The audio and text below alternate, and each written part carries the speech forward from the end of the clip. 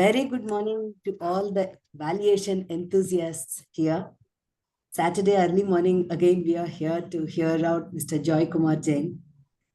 I would like to share with all of you that we all, Bangalore Valuers Association, had a physical session last week, 3rd August 2024, and it was a great success with many valuation participants attending. And we had panel discussions on startup valuation. We had deal structuring and market approach for valuation. And it was very interesting for all the participants. And VVA shall hold many more such physical sessions in future. Now I request Mr. Shiv Prasad to formally introduce today's speaker for the audience. Good morning, dear members. I'm pleased to introduce Mr. Joy Kumar Jain to this webinar. Mr. Joy Kumar Jain brings over 35 years of experience, including 24 years with a big four firm. 15 of those years as a partner and later managing his own practice. His specializes in valuation, due diligence reviews, corporate restructuring, and accounting value advisory. He's a chartered accountant. He is a gold medalist in the CA final examinations. He is a cost accountant, insolvency professional, and a registered valuer. Mr. Joy Kumar Jain conducted numerous sessions on valuations and accounting matters. He also served as a faculty member for ICAS Ind-AS certificate courses. And I recollect that Mr. Joy Kumar Jain has visited Bangalore some 2 years back or so, and we had the opportunity to interact with him personally. And he shared a lot of experiences, and he also told that he was authorizing a book. Hope that said it's ready, and it might have been already been launched and available in the market. In case it is yet to be, then we look forward for it to have his what I call very rich knowledge in the field of valuation. Now I request Mr. Joy Kumar Jain to take over the session and enlighten us with crucial adjustments for valuation. Thank you so much for the kind introduction. And it's my pleasure to be here back again at BVA. And just give me a second to just to share my screen. Yeah.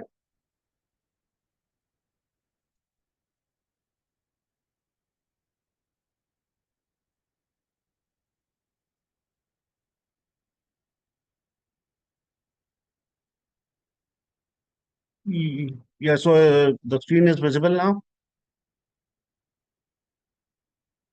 Yes, Hello? sir.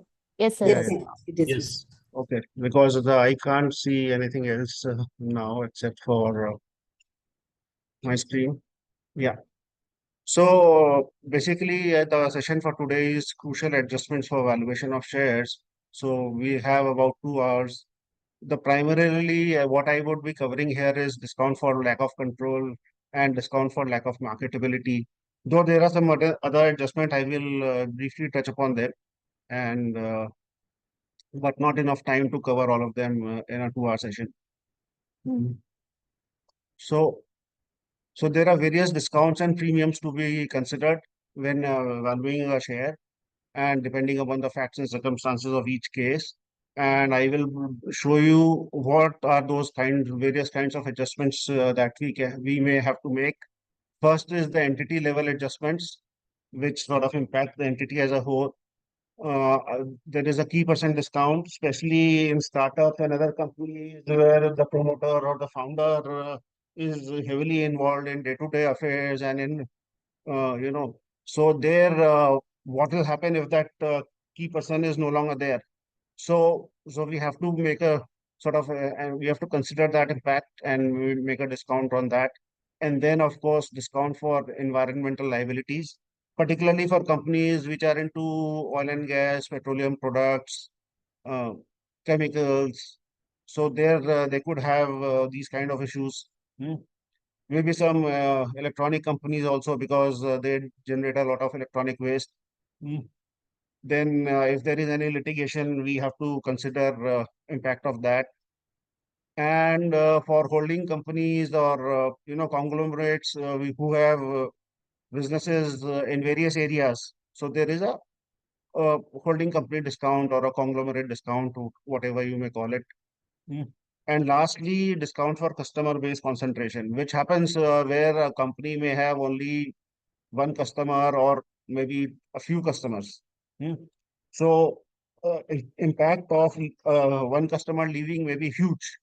So we have to consider that, and then make appropriate adjustments to the valuation. And then when we have done all these adjustments, if required, then we come down to a particular shareholder level discounts. So which are either a control premium or a discount for lack of control, or which is also called a minority interest discount, and DLOM, which is a discount for lack of marketability.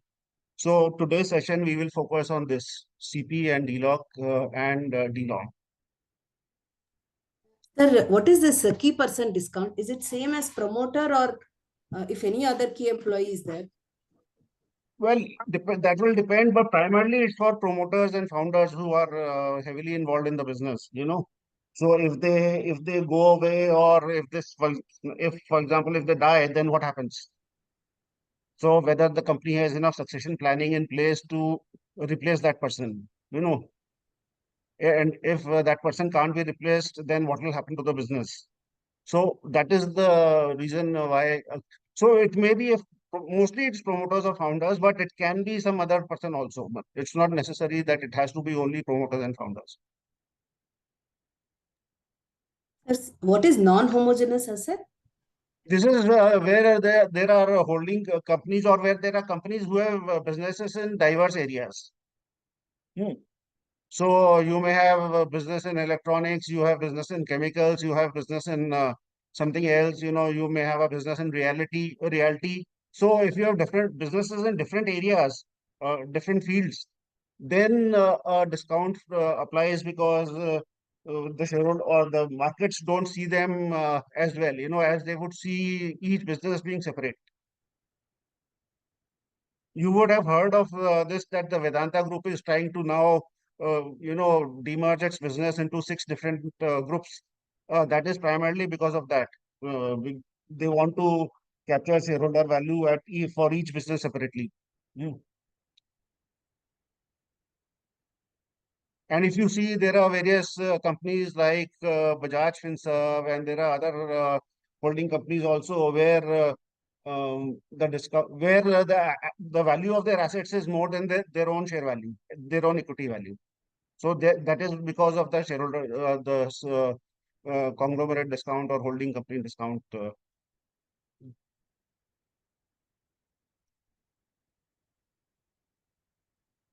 So these things require a separate session in themselves, actually. Yeah. So, hmm. So coming forward, so entity level discounts I have to be applied before the share level discounts, or it's normally applied to what is called a control level value. Hmm. So we come to a valuation which is an enterprise valuation or an equity valuation, which is at control level, and then we apply these discounts. And where a method employs minority value directly, that is, it could be a market approach, or in some cases even income approach, even then we will have to apply entity level discounts before shareholder level discounts. Hmm. Such discounts can actually also be made in the discount rate or the capitalization rate, if that is being used, and instead of making, or otherwise they can be made as a percentage of the value.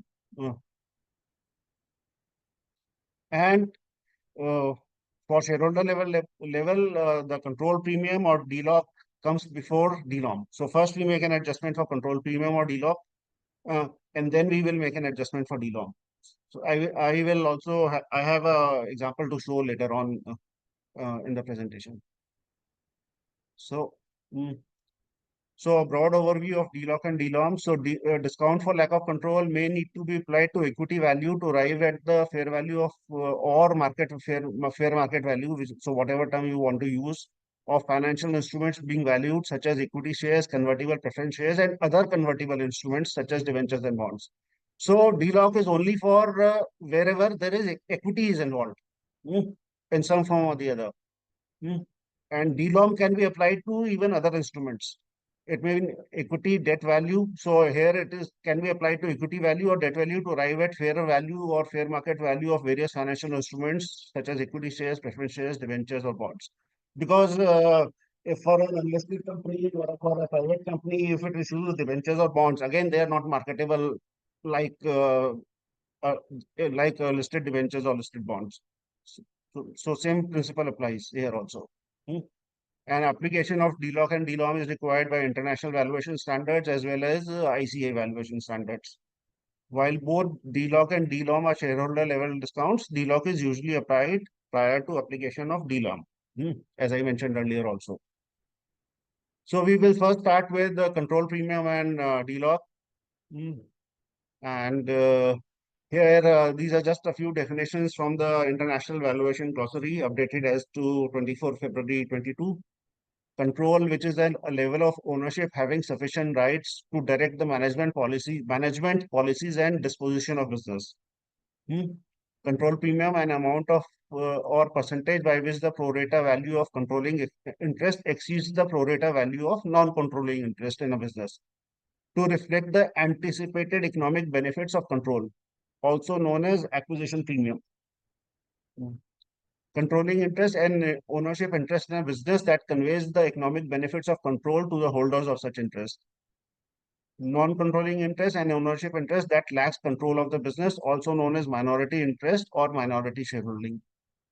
Discount for lack of control, an amount or percentage deducted from the pro rata amount of 100% of the entity's equity value when determined on a controlling interest basis to reflect the absence of some or all of the economic benefits of control. And DLOC is distinct from discount for lack of voting rights. Discount for lack of voting rights applies where shares being valued do not carry any voting rights or have inferior voting rights compared to other shares. So these are the various definitions. Then ICAI valuation standard has also given some definitions for. I couldn't find any definitions in IVS, but ICAI valuation standards defines control premium and DLOM. Control premium generally represents the amount paid by the acquirer for the benefit it would derive by controlling the acquiree's assets and cash flows. Control premium is an amount that a buyer is willing to pay over the current market price of a publicly traded company to acquire a controlling interest in an asset. It is opposite of discount for lack of control to be applied in case of valuation of a non-controlling minority interest. So, and discount for lack of marketability, DLOM is based on the premise that an asset which is readily marketable, such as frequently traded securities, commands a higher value than an asset which requires longer marketing period to be sold, such as securities of an unlisted entity, or an asset having restrictions on its ability to sell, such as securities under lock-in period or regulatory restrictions. So, so these are the definitions sort of which I amply clarify that we need to apply control premiums or DLOCs or DLOM on valuation of shares. Then I have given some definitions from accounting standards for control and minority interest. These are applicable only when you are doing some valuations for financial reporting purposes under respective gaps. So I've just given them here. I'm not going to go through them. So coming to control. So control means, so they are the means of generating economic benefits. They refer to the rights possessed by the owner of controlling interest to direct the management and policies of business. And then we have certain control attributes. What can controlling a shareholder having controlling interest do?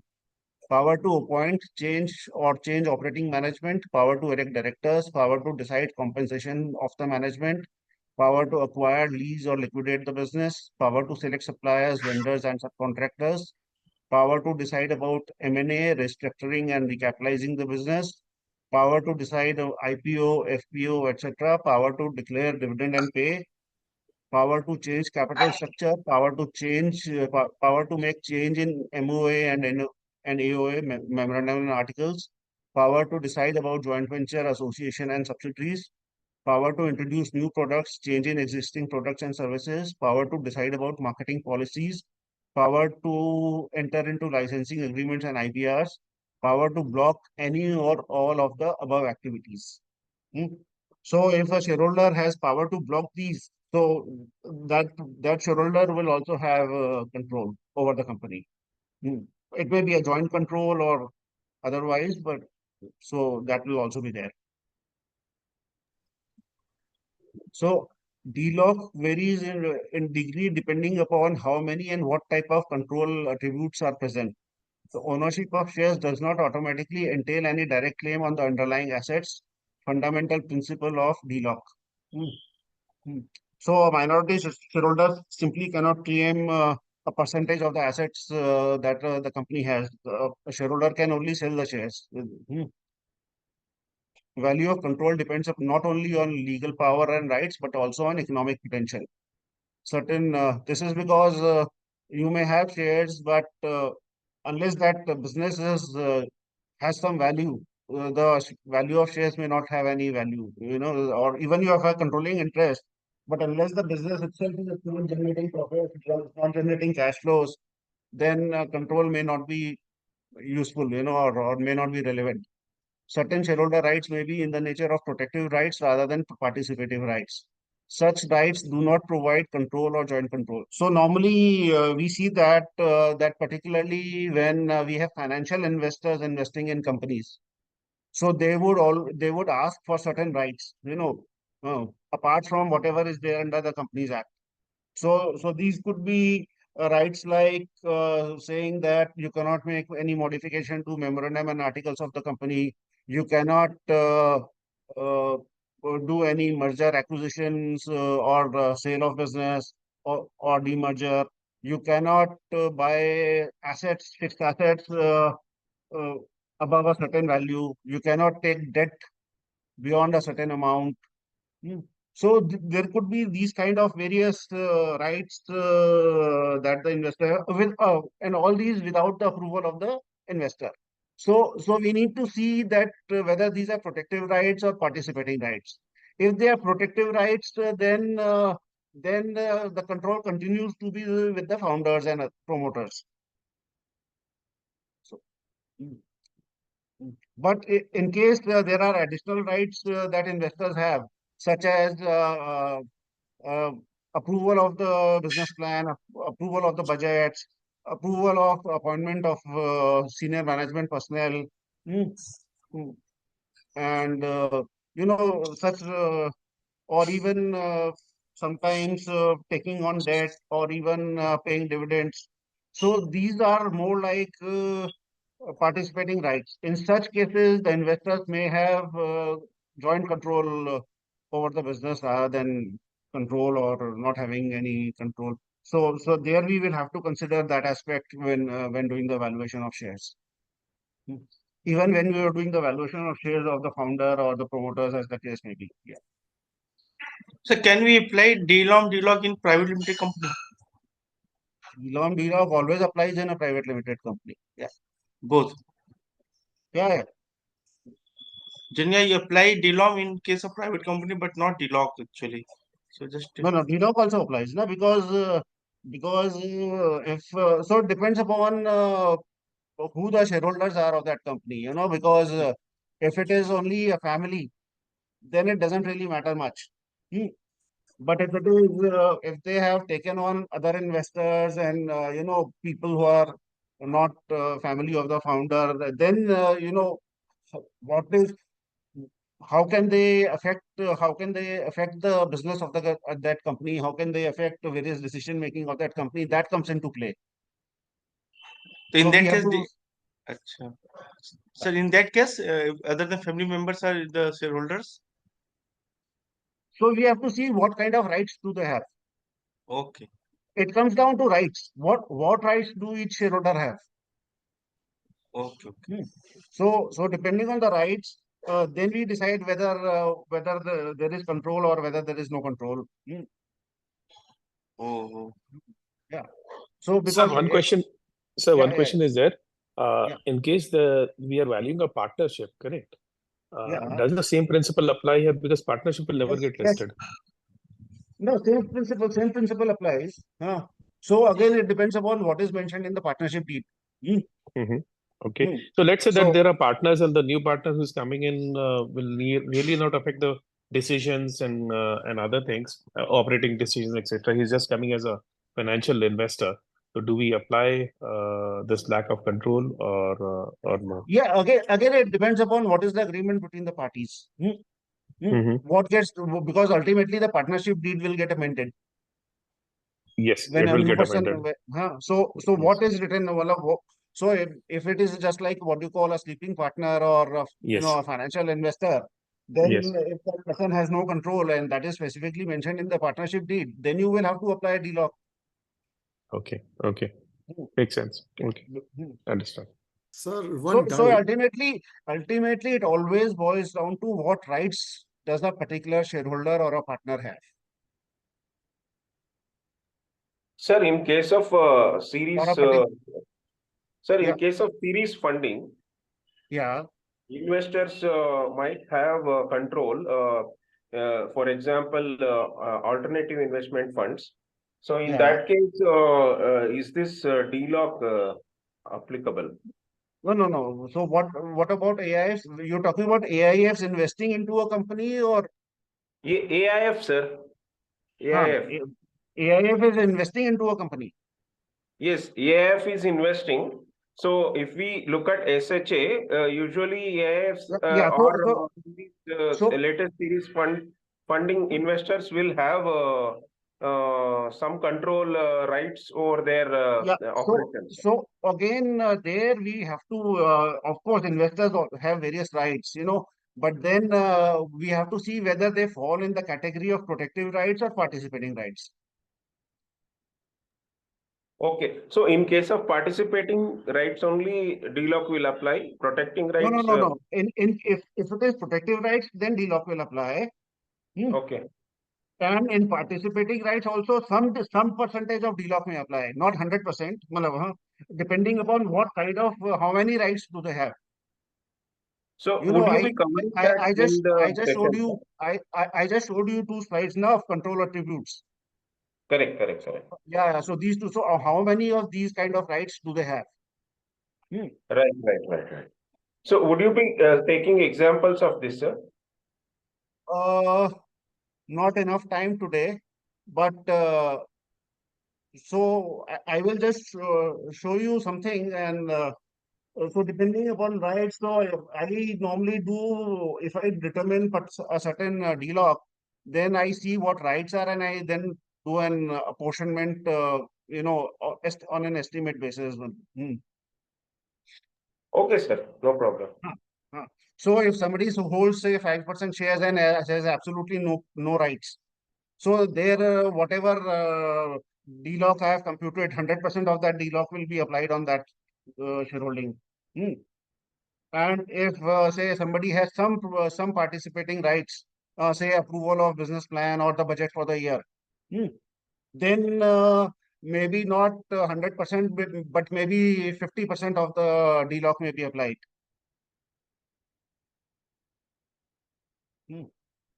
So it depends upon what the situation is and whether we can say there is control or whether there is joint control or whether there is, as we use the term in accounting, significant influence. Hmm. So depending upon that, how much DLOC to apply will vary.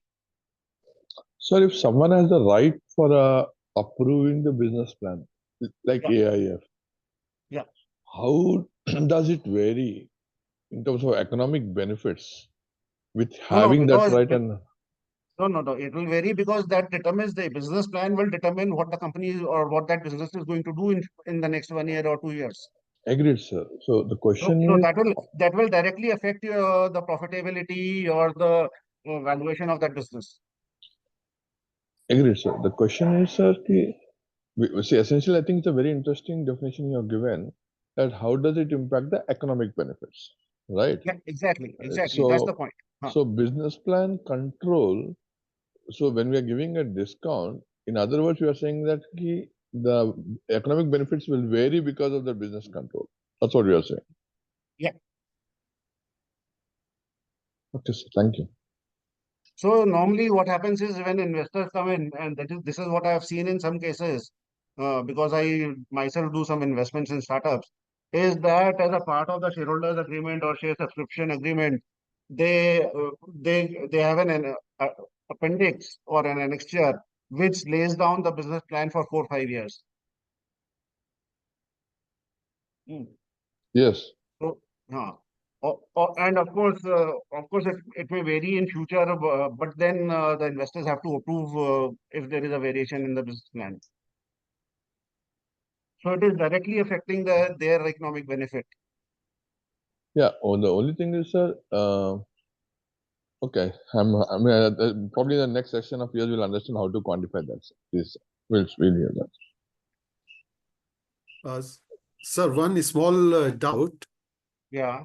When we are applying the DLOM, can we Yeah. do No, we have to show it? DLOM questions, if you can keep them for later, please, that would be helpful, Okay, because I'm okay. just covering DLOC, CP and DLOC now. So from a company law perspective, I've just tried to break up the shareholding percentage, assuming there are no other rights. Assuming there's a shareholder and there are no other rights that anybody has, then what would be the control perspectives? So if it is over 90% and up to 100%, then there is absolute control. No, except where there are large number of shareholders, then they can challenge for mismanagement and operation or class action suit under the Companies Act. But otherwise, they have absolute control. 75% and above, again, because they can pass special resolutions. So they have significant. Of course, the challenge remains for suit by shareholders for mismanagement operation or class action suit. Over 50% but less than 75% ability to pass ordinary resolutions but not special resolutions. 50% ability to pass resolutions depends upon dispersal of shareholding amongst other shareholders. More than 25%, less than 50% ability to pass resolutions depends upon dispersal of shareholdings amongst other shareholders, or otherwise ability to block resolutions, special resolutions when in minority. So, and 25% ability to block special resolutions in certain cases. That is where there are multiple shareholders who may not vote en bloc. So we have to see how many shareholders are there. Do they always vote en bloc or not? Things like that to decide what kind of control or degree of control a person has or significant influence has. Then 10% or more, but less than 25% ability to challenge management of operation, mismanagement and operation, and ability to file class action suit. Less than 10% ability to challenge management for mismanagement and operation only when the shareholder is at least 1/10 the total number of members. So, but effectively at a less than 25% shareholding, if there are no other rights, then from a company's perspective, it's a minority shareholding only. So 100% of DLOF should apply in such cases. Then other factors which affect control, swing vote potential. So if there are 4, 5, only if there are 3, 4 shareholders, and there is one or two shareholders who have say 5% shares or 10% shares, and they could vote either way. So and they could help pass resolutions or defeat resolutions. So that is a swing vote potential, and so those shares also command a premium. And say if there are joint ventures where there is a 50% control, or maybe 1/3, 1/3, 1/3 control. So there is because they are all having joint control, then there is no no control premium or no discount for lack of control in such cases. Because they are all taking decisions jointly.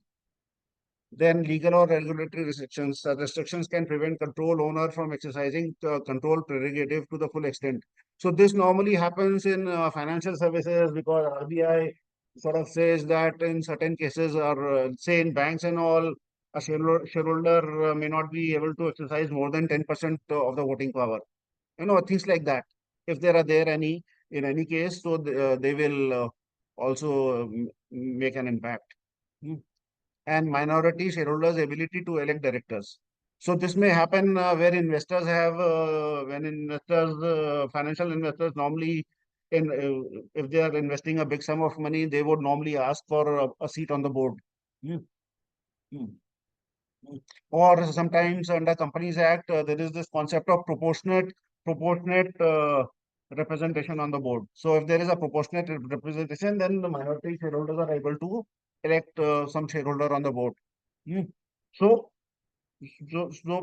so that in itself does not make too much of a difference because one director, unless that director has some ability to block the resolutions or requires or the resolutions require his assent. Otherwise, that director may be in minority on the board and may not be able to, uh, affect the working of the company. So then contractual appointment of directors by, this is what I've already said, that sometimes the private equity investors or venture capitalists asks through their, when they make investments through shareholders agreements, that they will have the ability to appoint directors on the board of companies. Yeah. So, okay, any further questions here before I proceed further? Sir, I have a doubt. Yeah. This swing vote and different theory-wise, I have understood it, but Yeah. I thought, how do we know who will be subscribing? Because in a private placement offer, before that, when the management approaches us for valuation, it will be valid for some time, and investors will come later point of time. So, as a valuer, I was just wondering how can we No, consider? if you're talking about valuation of a new share, shares to be issued, then depends upon if there is already some agreement in place or not.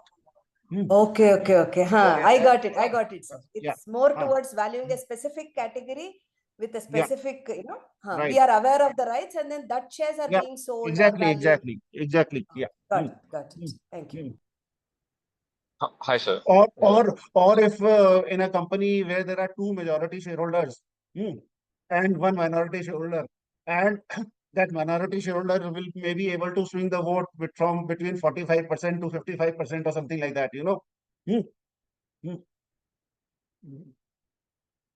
So it depends. If there are large number of minority shareholders, then that can't be considered as a swing potential because they may vote either way. So it has to be only one or two shareholders who have significant chunk of shareholding and mm, mm. So I had a case when I was in PwC long time back, where it was a joint venture and the Indian shareholder had 51% and the foreign shareholder had 49%. So the foreign shareholder wanted to buy out 2% from the Indian shareholder.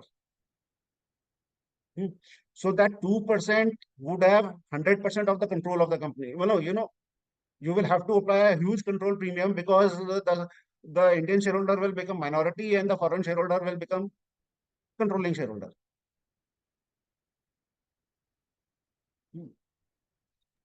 Hi, sir.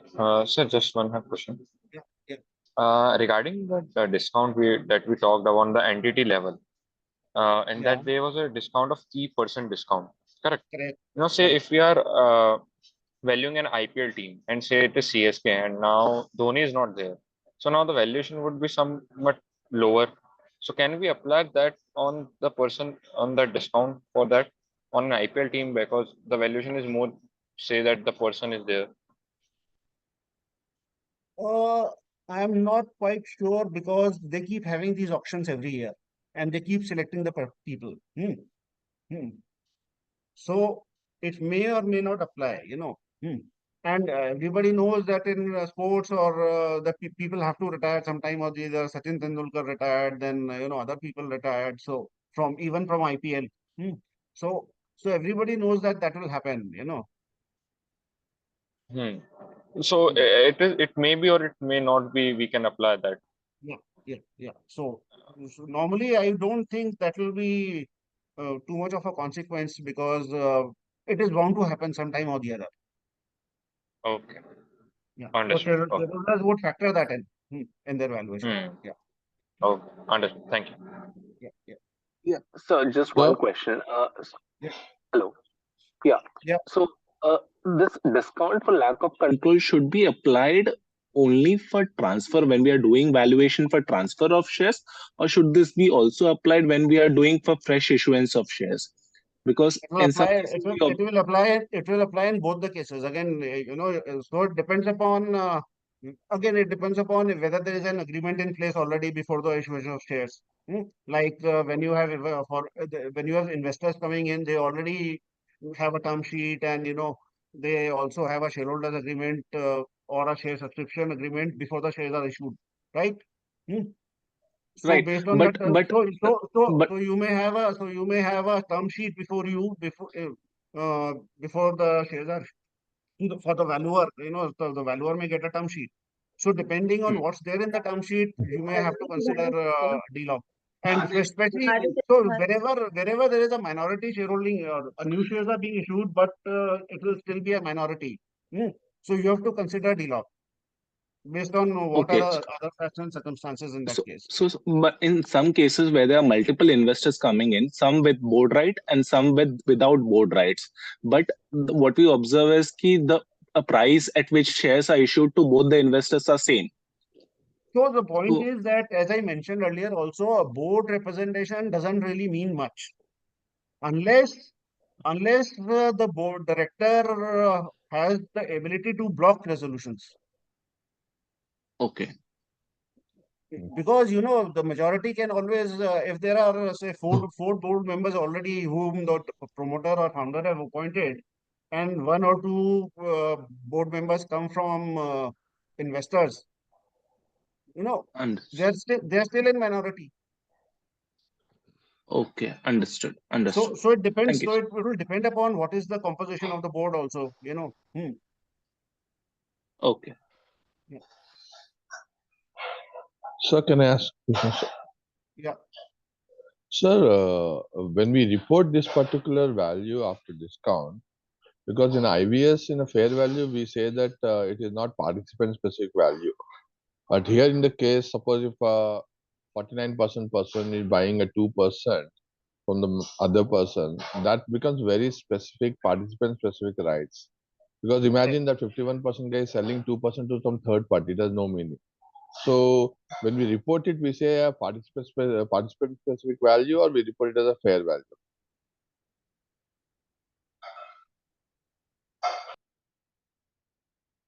See, the point is that well, it may or may not be participant specific value, because participant specific value will also take into account synergies and other factors which may not be here.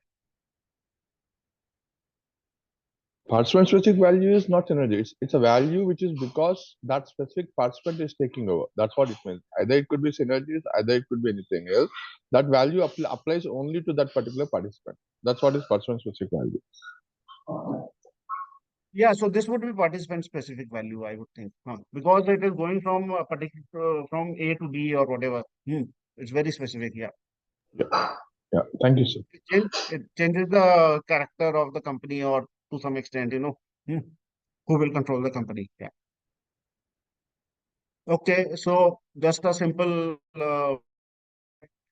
when to apply controlling interest, when to apply non delock. So if there is controlling interest, you apply control premium. If there is non-controlling interest, you apply delock, and then you come to the value of the equity or enterprise value. So normally, what is all suggested and is that such control premium or DLOC should be applied at the enterprise value level to avoid any distortions which are arising from capital structures of different companies. You know, different companies have different capital structure. However, the problem is that we don't get such data, you know, at the enterprise value level. So it becomes difficult to apply it at enterprise value. Hmm. Hmm.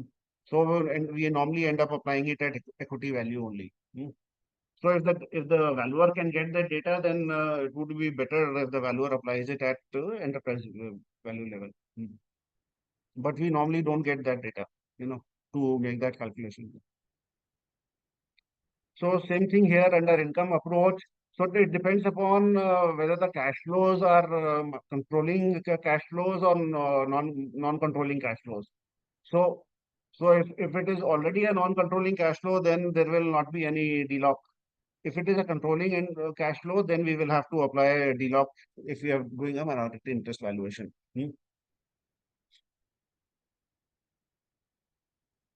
So how do we determine, sir, controlling cash flows, non-controlling cash flows? okay, that's my next slide. Oh, sorry, sir. Sorry. So minority or non-controlling value is usually determined when the cash flow projections are prepared by a third party not commissioned by the controlling shareholder or the senior management of the company whose shares are being valued.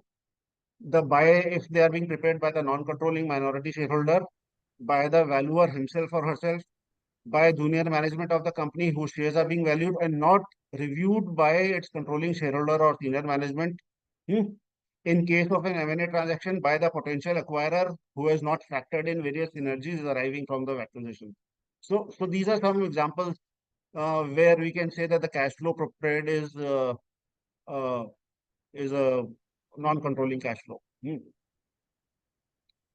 And PECV method, if you're using PECV method is always a non-controlling value because it does not consider future cash flow generations and utilization by a controlling shareholder. Yeah.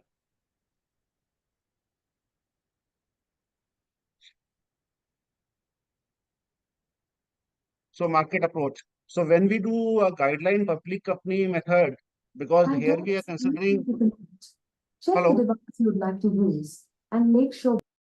Are you asking something?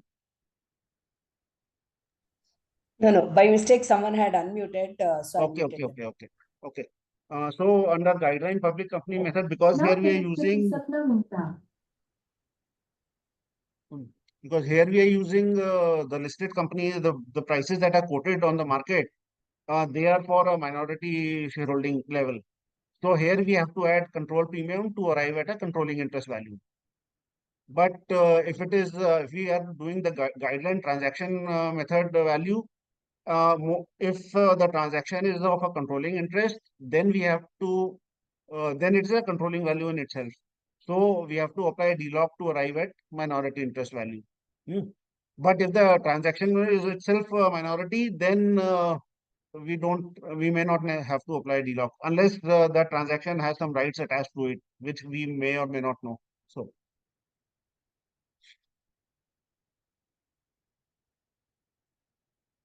Cost approach always results in a control value because all the assets are under the control of the controlling shareholder.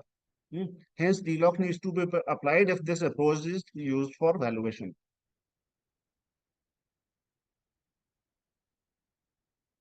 So, control premium should be applied in the following types of transactions or situations. Valuation is required by the business enterprise or its owners, where the owners, controlling shareholders plan to sell the business company entirely or sell the controlling stake in the company, where issue of new shares, sale of shares will result in a significant reduction of controlling interest of shareholders or shareholders with controlling interest losing control. Acquisition of non-controlling minority interest by the controlling shareholder or a large shareholder, resulting in strengthening of control, acquisition of control by the controlling shareholder. For example, a shareholder holding 45% shareholding in the company acquires shares of another shareholder who held 20% of the shares of the company. So these 20% of the shares of the company cannot have any minority discount or DLOC because it results in the shareholder other shareholder getting control. Acquisition of one joint venturer by another, resulting in the acquiring joint venturer becoming a controlling shareholder. For portfolio valuation, for accounting purposes, particularly goodwill impairment testing, accounting for business combination, including in the case of a step acquisition and fair value of investments and subsidiaries, or in case of amalgamation, merger, demerger of companies, where the shareholding pattern of company involves changes significantly upon completion of the transaction. So in this case, control premium needs to apply in determining the value of shares of companies whose controlling shareholders will become non-controlling minority shareholders in the amalgamated or demerged company. So again, it's the question of whether somebody is losing control. So if they are losing control or gaining control. So either way, control premium should be applied.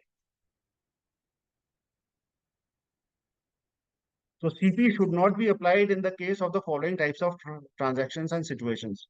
In case of valuation of shares held by a non-controlling minority shareholder, other than in scenarios mentioned above, valuation of shares for the purpose of ESOPs, employee share purchase scheme or similar employee benefit schemes, whether at the time of grant of options, exercise of options, or at the time of repurchase of shares by the company.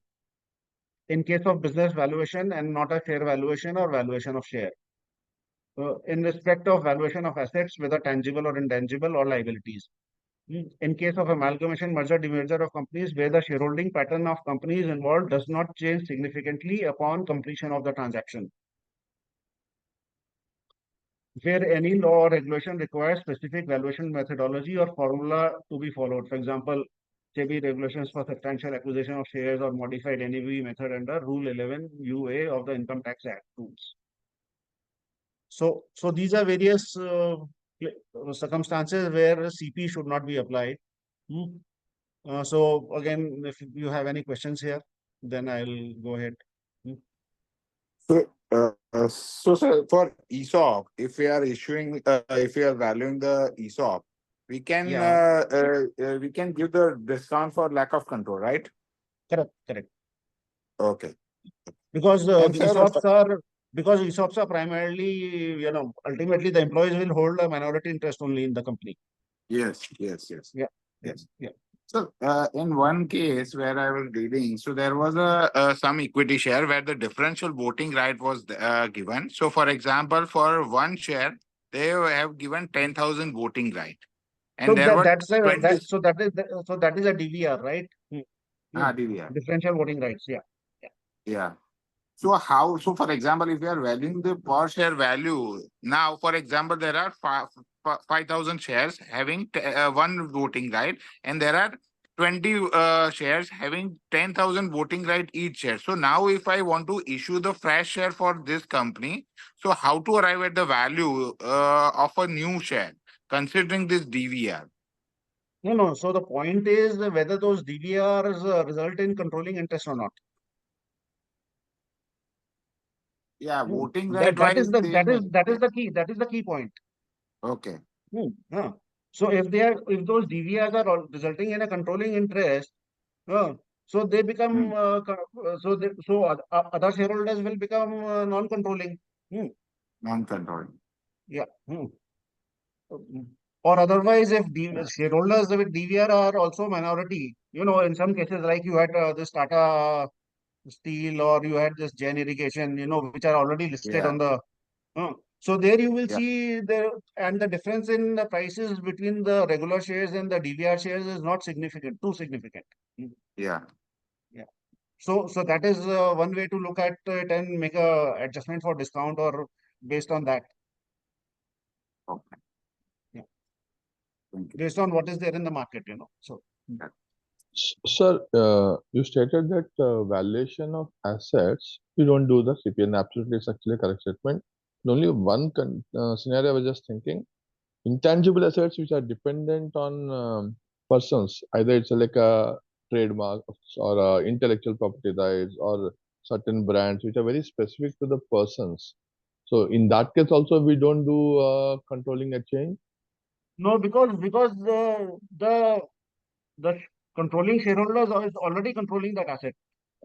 No, so no, we talked about application of either discount or a premium. In this case, Yeah, what yeah, you're saying is, because the point is that the shareholder is already controlling that asset, and that is the total value of that asset. So it is like if you were to do income approach and that controlling shareholder were to give you cash flow projections. So those would be cash flow projections already. Those would be controlling level projections, right? Controlling correct. interest So level I projections. was referring to the valuation of the So it's the assets in same the logic. Huh. I was referring to the previous slide, valuation of assets. You have segregated asset valuation from the entity valuation, which is the correct statement in terms of, I think I got it, I understood that. But in the valuation of assets, when we don't apply any of such CP calculation, I was only checking on the intangible assets, which are very person dependent, or, like a research and patents and specific brand rights and everything. Whether there also we don't apply No, so you may end up applying some other discount over there, not CP, okay. because the control is already there of a controlling person. Okay. You may end up applying a key percent discount or something else. Okay, got it. Yeah, yeah. Got it. Yeah.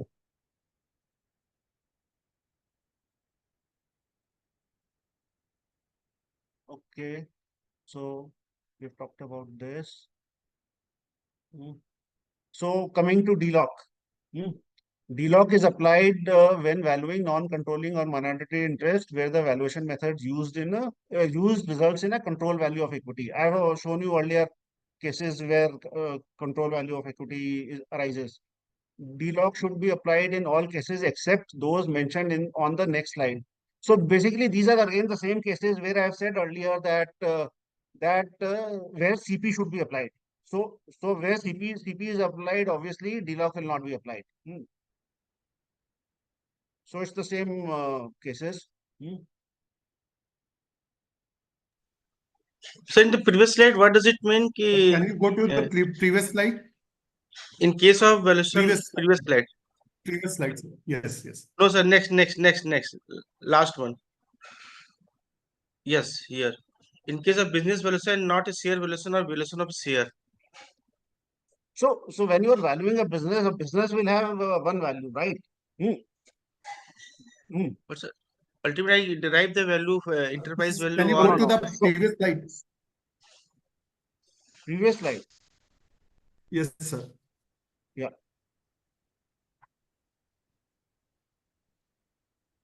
Thank you, sir. Yeah. So the point is that when you're doing a business value will always have a controlling interest value. Say, for example, a company has 5 businesses and they want to sell one business. So they will end up transferring the control of that business to the other party, to whoever they sell it to, right? Okay, got it. So when you're doing a business valuation is inherently a controlling interest valuation. Inbuilt. Okay, sir. Thank you. Yeah. Okay, let me just look at the time. I suppose we'll have to speed it up a bit. So this is just a simple example that I'm giving here, just to show how it applies. So ABC Private Limited has 2 shareholders, Mr. X holding 80% and Mr. Y holding 20%. There is no shareholders agreement between Mr. X and Y. And Mr. X is managing day-to-day affairs. Company has 1 lakh equity shares of 10 each outstanding. Mr. D has been appointed by the company to value the shareholdings of both Mr. X and Y. Mr. D has arrived at the following enterprise valuations. Mr. D has further determined that control premium of 25% is applicable to the enterprise value in the case of this company. So based on this, based on the application of 25% on different valuations, he is arriving at. So if you see comparable transaction method where it is already a control basis, so CP is not applicable because it is already inbuilt into the transaction. So comparable transaction method, minority transactions. So here we will add up control premium. Similarly, comparable company method, which is basically our guideline public company method. So here, because again we are using value from stock exchanges, based on stock exchanges, again here we will add control premium. Discounted cash flow method, if it is a control value, then again the control premium will not be added. Cost method, as I mentioned earlier, control premium will not be added. So we arrive at enterprise value based on control basis. So then for non-controlling interest, again, same thing. So wherever we had a controlling value earlier, there we will apply a discount. So comparable company method is already at a minority interest level, so we will not apply any discount. Control, wherever there is a control, we will apply a discount. And the formula for DLOC is 1 minus 1 upon 1 plus control premium. So basically, it's 1 upon 1 plus 1 upon 1 plus control premium. That's the formula, So in this case, 25% control premium becomes 20% DLOC. So that is what we've done in this case. So this is just showing the application. This is not showing how it is computed or what. So coming to quantification. So control premiums are applied to reflect changes arising out of exercise of control. Exercise of control should be linked with the economic benefits available to the owner of subject asset. This is what I was mentioning earlier. Ultimately, apart from the voting power, what benefit does the shareholder get from what economic benefit does the shareholder have? May be quantified using any reasonable method, but are typically calculated on either on a analysis of cash flow enhancements, reduction in risk of associated with control by comparing observed prices paid for controlling interest. So first two are normally difficult to do, because that requires a lot of detailed analysis, a lot of information from the subject company, and it may be difficult to do. So normally we end up doing the third one by comparing observed prices paid for controlling interest, because this data is available in the market, or we can compute it ourselves also if we have make that effort. But yeah. So share price prior to the transaction is compared to the transaction price to estimate control premium. Databases like FactStat, MergerStat, BVR control premium study may be used to determine CP DLOC. However, this is a paid database. It's reasonably expensive. So people who are doing 40, 50 in valuations in a year or whatever may be able to sort of afford it. Then there is a company called Inquart Advisory Services LLP. They publish a control premium study for India every year. So the latest study available is of June 2023. I've also given the link. So I normally end up using this study for my valuations. Valuers may also compute control premium by downloading open offers from SEBI website and computing the control premium themselves. Control premium may be computed using either the offer price less the volume weighted average price as defined by SEBI, or using the formula control premium offer price upon prior trading day price minus 1. So it depends. If you have the staff, if you have people who can do this work, you can compute it. You can look at the SEBI website, look at transactions in the comparable industry, and compute a control premium yourself. Or otherwise, use this control premium study that we have.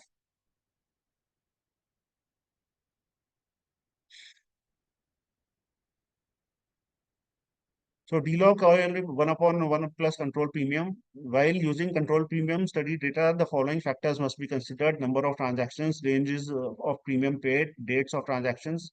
Economic conditions surrounding the transactions are similar to the conditions at the valuation date. So the closer the transactions are to the valuation date, the better it is. And that's why I was mentioning that if you have staff, it's better to sort of download and compute the data yourself.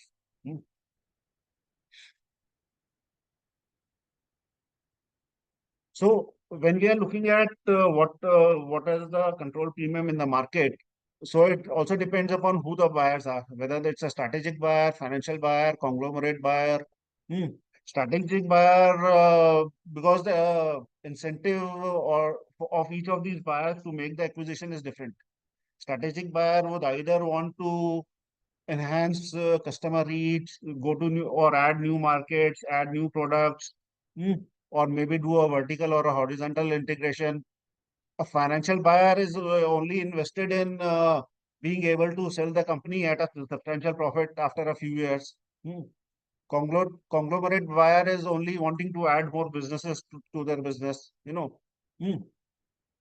So, so one needs to look at what kind of buyers are there in the market, what premiums they've paid, and you need to see what your transaction is, and based on that, either select an appropriate buyer transaction if that is available, or otherwise consider an average.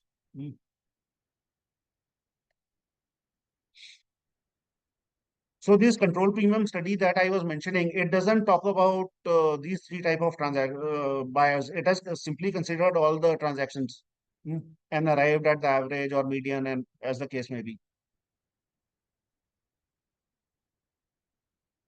So these are the things to be looked at. The further the subject company's capital structure is from optimal structure, the greater the potential of MPAP stands for Market Participants Acquisition Premium, which is the same thing as control premium. Regulation factors like provisions of Competition Act may reduce MPAP by excluding larger players. So depends. So if there is a possibility that competition commission may object, because the parties are too big. So then, of course, the control premium may not be as much. FDI restrictions may reduce impact. So particular sectors may get affected because of that. Investor protection measures like right to block the controlling shareholders action may reduce impact. So this is again, I'm also going back to the investor agreements that I was talking about. What kind of investor rights do investors have? So that will affect your controlling premium. Industry regulation that restricts M&A activity may lower impact. So this could be like your financial services sector, banking or IRDA, insurance, etc., where you have to take a regulators approval, and so it may make things difficult. So that may affect the transaction values. Observed differences between trading prices of DVR and ordinary shares are of a little use in the analysis of MPAP. So basically, we should not consider this difference. We can't say that simply the difference between the two is because of controlling premium. Is the controlling premium? We can't say that. So because you have to look at other factors also. So now I've just taken out, I've just copy pasted a couple of pages from the Inquart control premium study. So they've done the study up to June 2023, and this is their summary basically. So what is most relevant to us is the first row, which is the volume weighted average market price for a period of 60 trading days immediately preceding the date of the public announcement. Because this is the latest SEBI regulation which talks about 60 trading days. So they have 298 transactions with a mean of 24% and median of 14%. The others are of the previous periods where SEBI had different regulations. So those are that it just shows how the control premium has moved over the period of time, but they're not really relevant for us today. Then they've also given industry-wise control premiums. So for different industries, so we can look at that. If you're doing a valuation relating to a particular industry, we can consider data for that industry, or the premiums for that industry. So this is all the transactions, and this is the transactions excluding nil premium. So there were some transactions which were at the market price only. So not a significant difference between the two. And then this is the same thing in a tabular format. So where they've given how many companies, what is the overall mean median, if what is the mean median excluding nil premium, and what is the mean median excluding nil premium and above 100% premium. So there were some cases where the premium was more than 100% also. So this is the data that I use, and I normally they also give what has happened in the last 1 year. So I normally use that latest data, which I have not copied here, but this is just to give you an idea. So, and I've already given a link for this study here. So you can use that to download the study and use it. And I suppose August, September is the time when they release the new study. So for 24 study may be coming up soon. So this is this basically I've taken from one of my own valuations, and I've just sort of given a small sample here. So Foodworks Private Limited is a company involved in food processing. One shareholder, Mr. X, holding 30% shares, proposes to transfer 10% shareholding to a non-resident investor. There is no shareholders agreement amongst the shareholders. With the draft share purchase agreement between X, the investor, and the company also does not provide for any special rights to the investor. Mr. D, a chartered accountant, has been appointed by the company to value the shares proposed to be transferred to the non-resident investor for FEMA purposes. The valuation date is 30 September 2023. So Mr. D has considered the following data to arrive at DLOC. So there is on the website, on the internet, there is a FactSet merger stat control premium study which is available up to Q1 2020, which is an international data. This is free of cost. It is available, but beyond that, it's not available. So I've given what was the percentages at that point in time for food industry and overall numbers. And I have also given what were the numbers for inward control premium study here. Overall control premium median, average, excluding this premium. Then for consumer and retail, what were the numbers?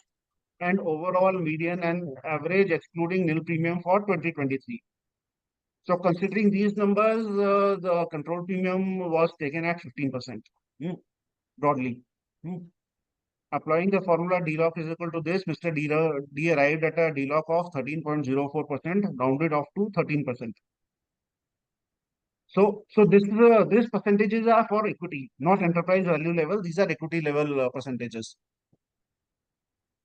So considering DLOC of 13, Mr. D computed the equity value of the company as follows. So in this case, we had valuation as per discounted cash flow and as per net asset value. So 80-20% weight was given in this case. And so shareholders value was arrived at, and then DLOC of 13% was applied to arrive at shareholder value attributable to minority shareholders. This is of course subject to further DLOM, which I will discuss later on. Sir, we can give this kind of range also in our report. I always give it, except I give it, and then if the report is for FEMA purposes or something like that, then ultimate share value I give is one number. Okay. Yeah, but my calculations are always in a range. So then how to arrive at that one value after this arriving at the range? No, I do an average. Okay, average. Yeah. And Sir, all this. Sir, yeah. Sir, as you have mentioned, DLOC will not be applied on discounted cash flow, but here you have applied it on DCF I have not. also. I have never. I have never said that. I have not said that. What I said is that depends upon the cash flow, whether it is a cash flow is a controlling interest cash flow or whether the cash flow is non-controlling interest cash flow. Who's prepared that cash flow depends upon that. So if the senior management of the company has either prepared the cash flow or reviewed the cash flow and then given, then it is assumed that it is a controlling interest cash flow.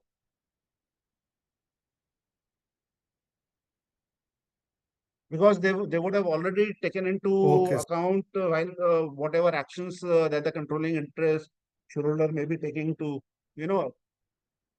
how they want to grow the business, what do they want to do. So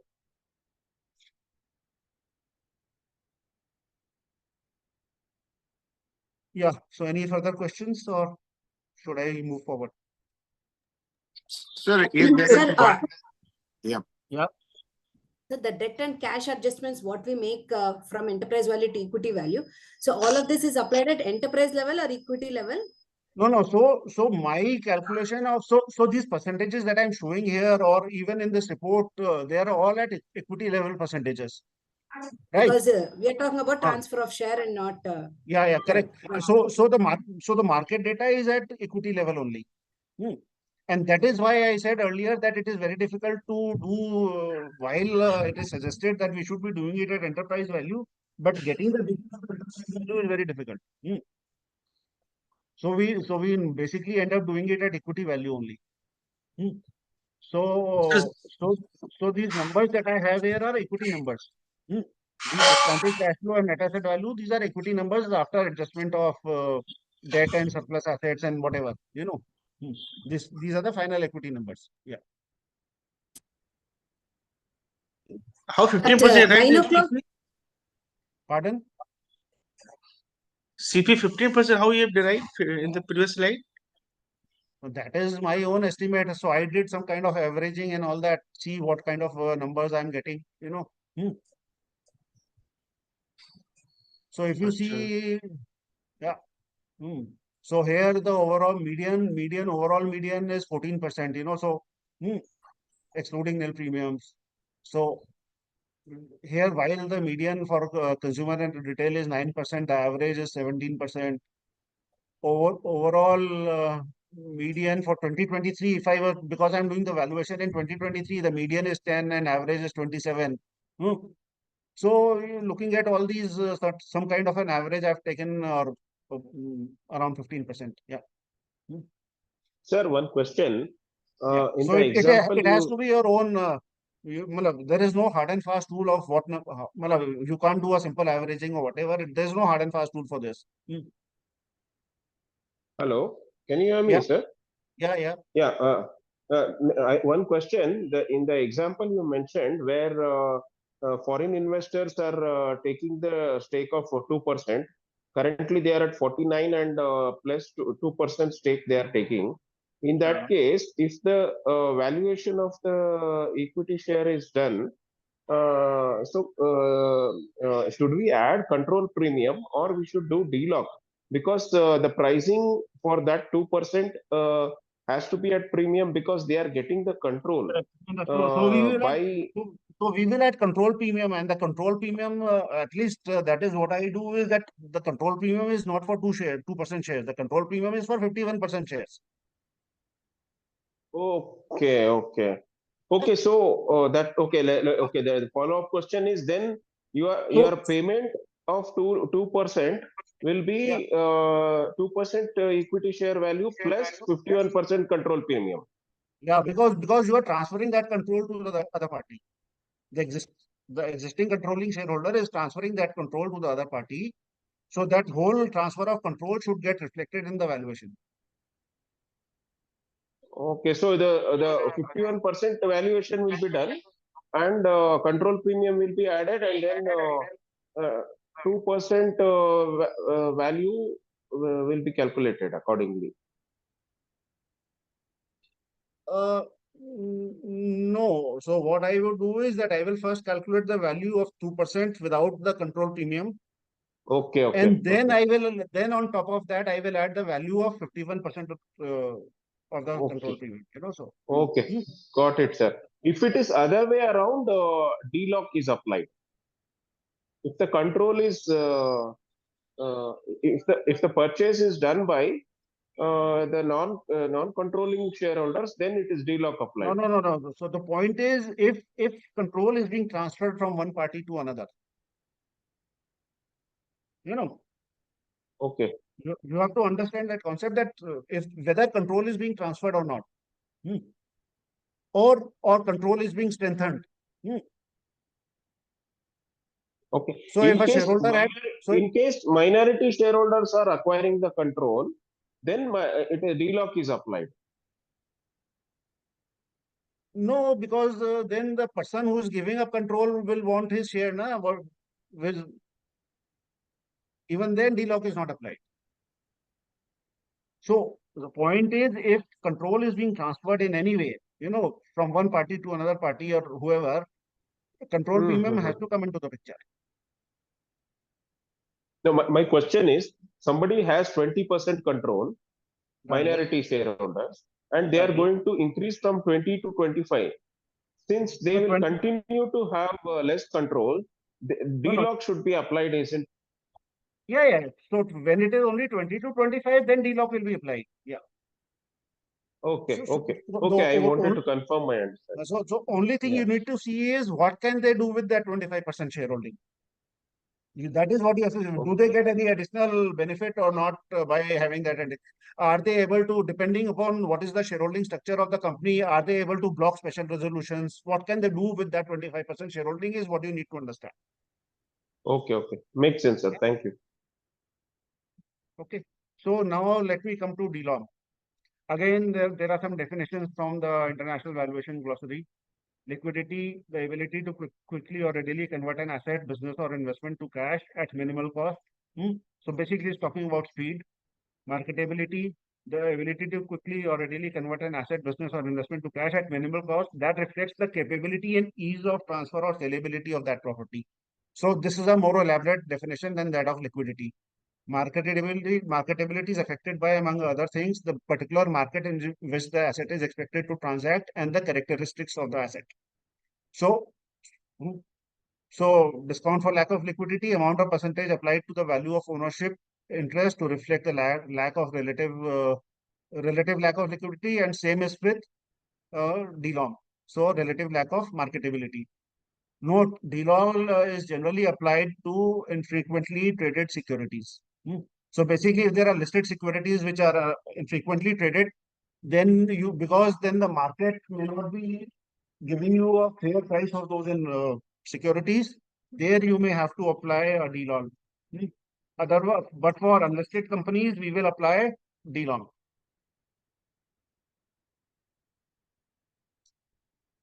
DLOM should be applied when comparable companies are deemed to have superior marketability as compared to the subject asset. A readily market asset would have a higher value than an asset with a longer marketing period or restrictions on the ability to sell the asset.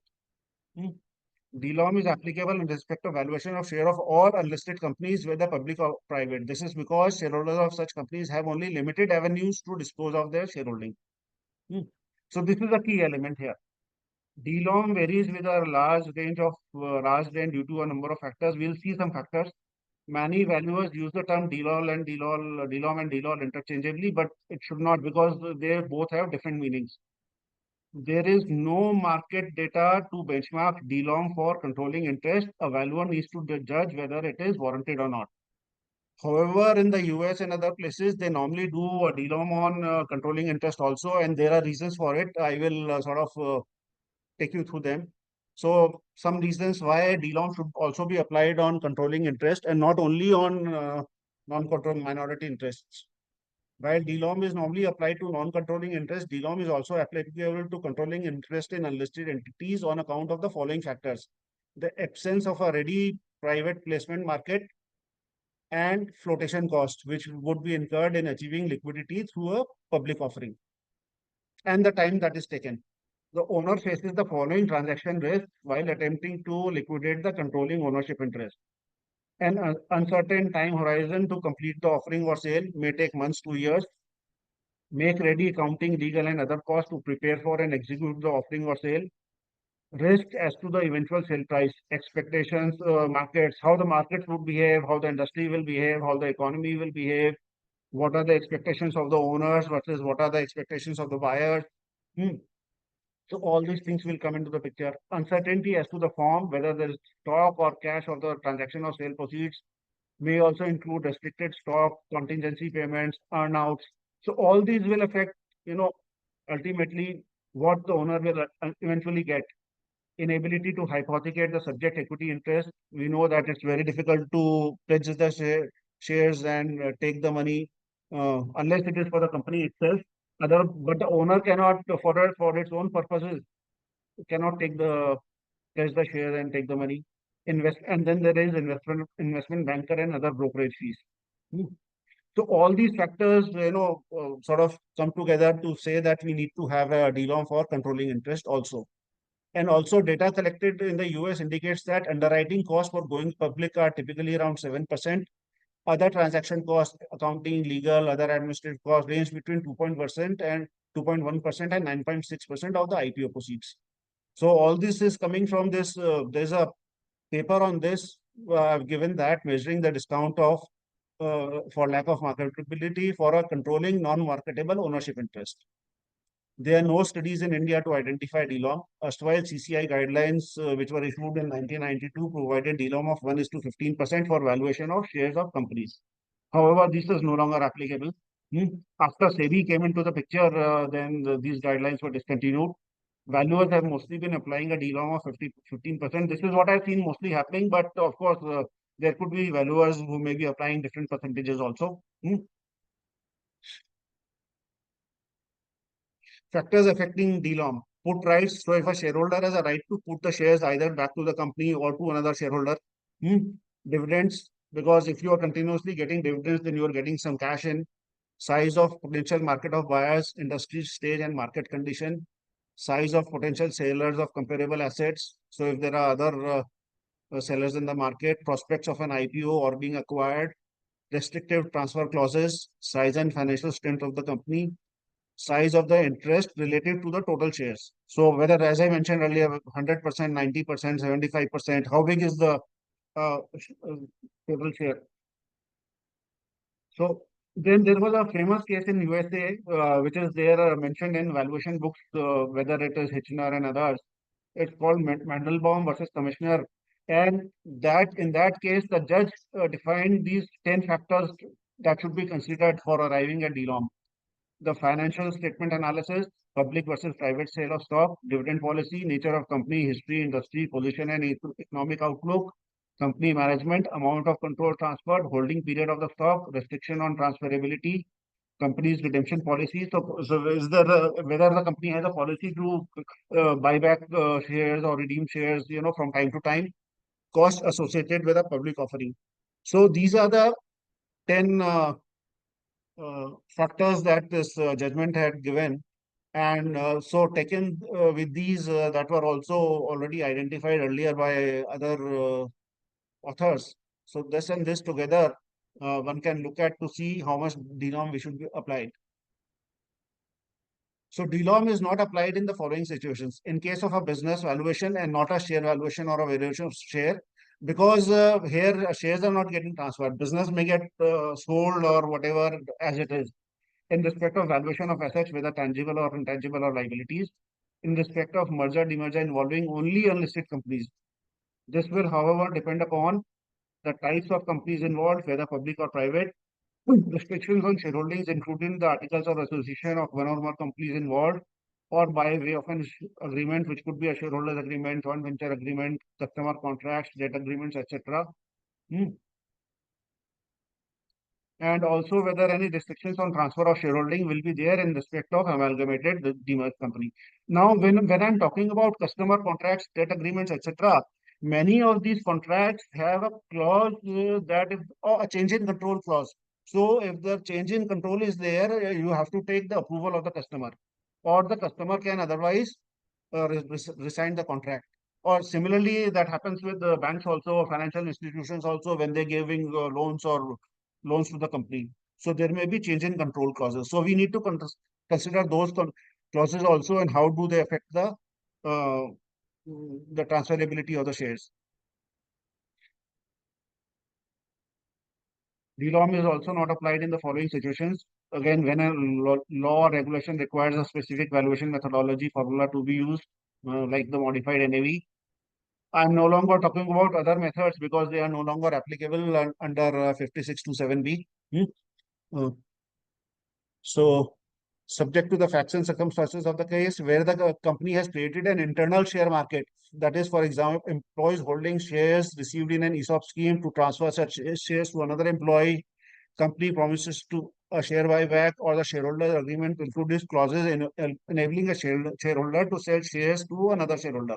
So in such cases also DLOM may not be there. So because the particular shareholder will have marketability of those shares. So we need to consider all these factors before deciding whether DLOM should be there or not, and then how much DLOM should be there. So again, going back to our previous example that I had shown in the case of DLOC, 80-20. So DLOM determined by Mr. D is as follows: controlling interest 15%, non-controlling interest 25%. Now, I just explained why there should be DLOM on controlling interest also.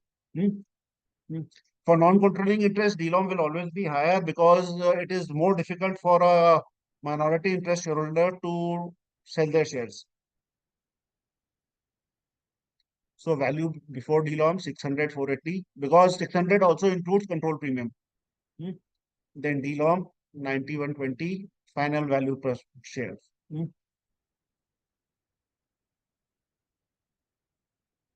So controlling interest has 15% DLOM and non-controlling interest has 25% DLOM.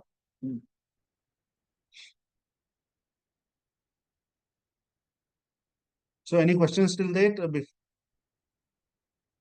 so far? Sir, I have a question. Yeah. So, in case of some specific sectors, say now electronics, like chip design, so there is Yeah. a lot of demand for the ancillary support providers. So there will be a lot of people wanting to acquire the uh, means ancillary companies. So there's already a good market for it. Means there's a good chance of merger or other acquisitions happening. Should the DLOM percentage be low in these cases, or we should not apply DLOM at all?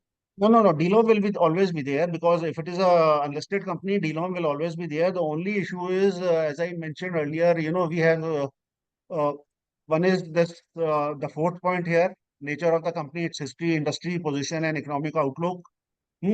And here also, industry stage and market competition, size and of potential market of buyers. These things come into the picture, right? So they will affect the DLOM. So you may or may not have, so you may apply a lower DLOM. DLOM. Okay. Thank you, sir. Yeah. So, sir, in merger acquisition, if one company is merging into another, and there are certain shareholders of the amalgamated company who are having the controlling stake, and some are having the minority. So, for that also, we need to do this kind of discount and premium also. No, so if both the companies are unlisted, Yeah. for example, then there may not be any requirement for doing a DLOM. I think I mentioned that here. If you see the third bullet point. So DLOM may not be required unless there is a specific issue, there is some specific restrictions which will be involved. So, if the shareholders are having the higher rights compared to the minority, then do we have to arrive? So that you are talking about is control premium or DLOC. That is not marketability. So, sir, do we have to do that even the control premium or the discount for lack of control? Yes. Even for So the merger acquisition. If one set of shareholders will lose control, and other set of shareholders will gain,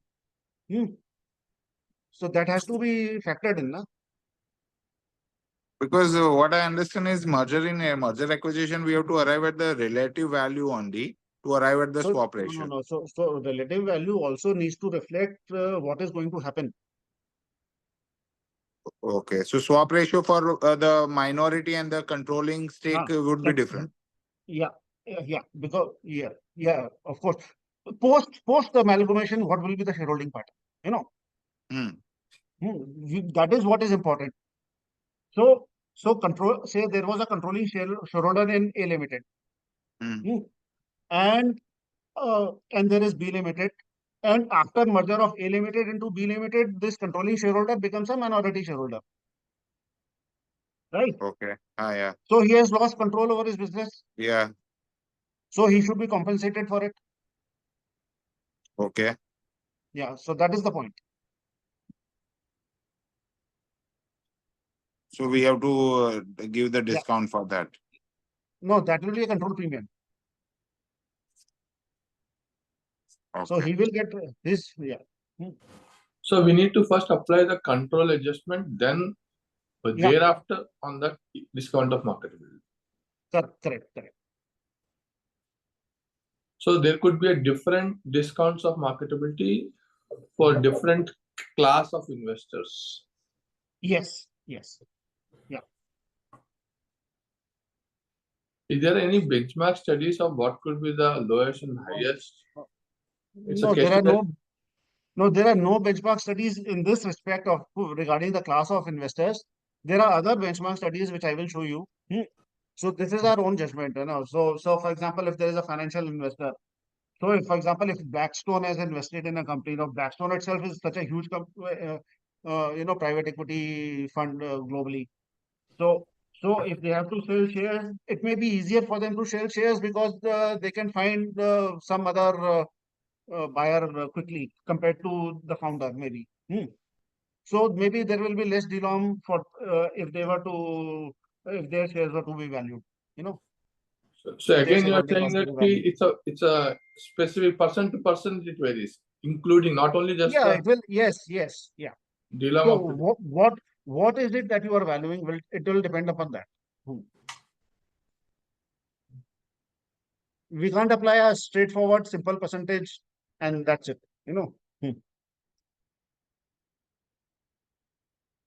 Some shareholders may have a greater DLOM, some shareholders may have a lesser DLOM depending on what the situation is. Yeah, what the facts are.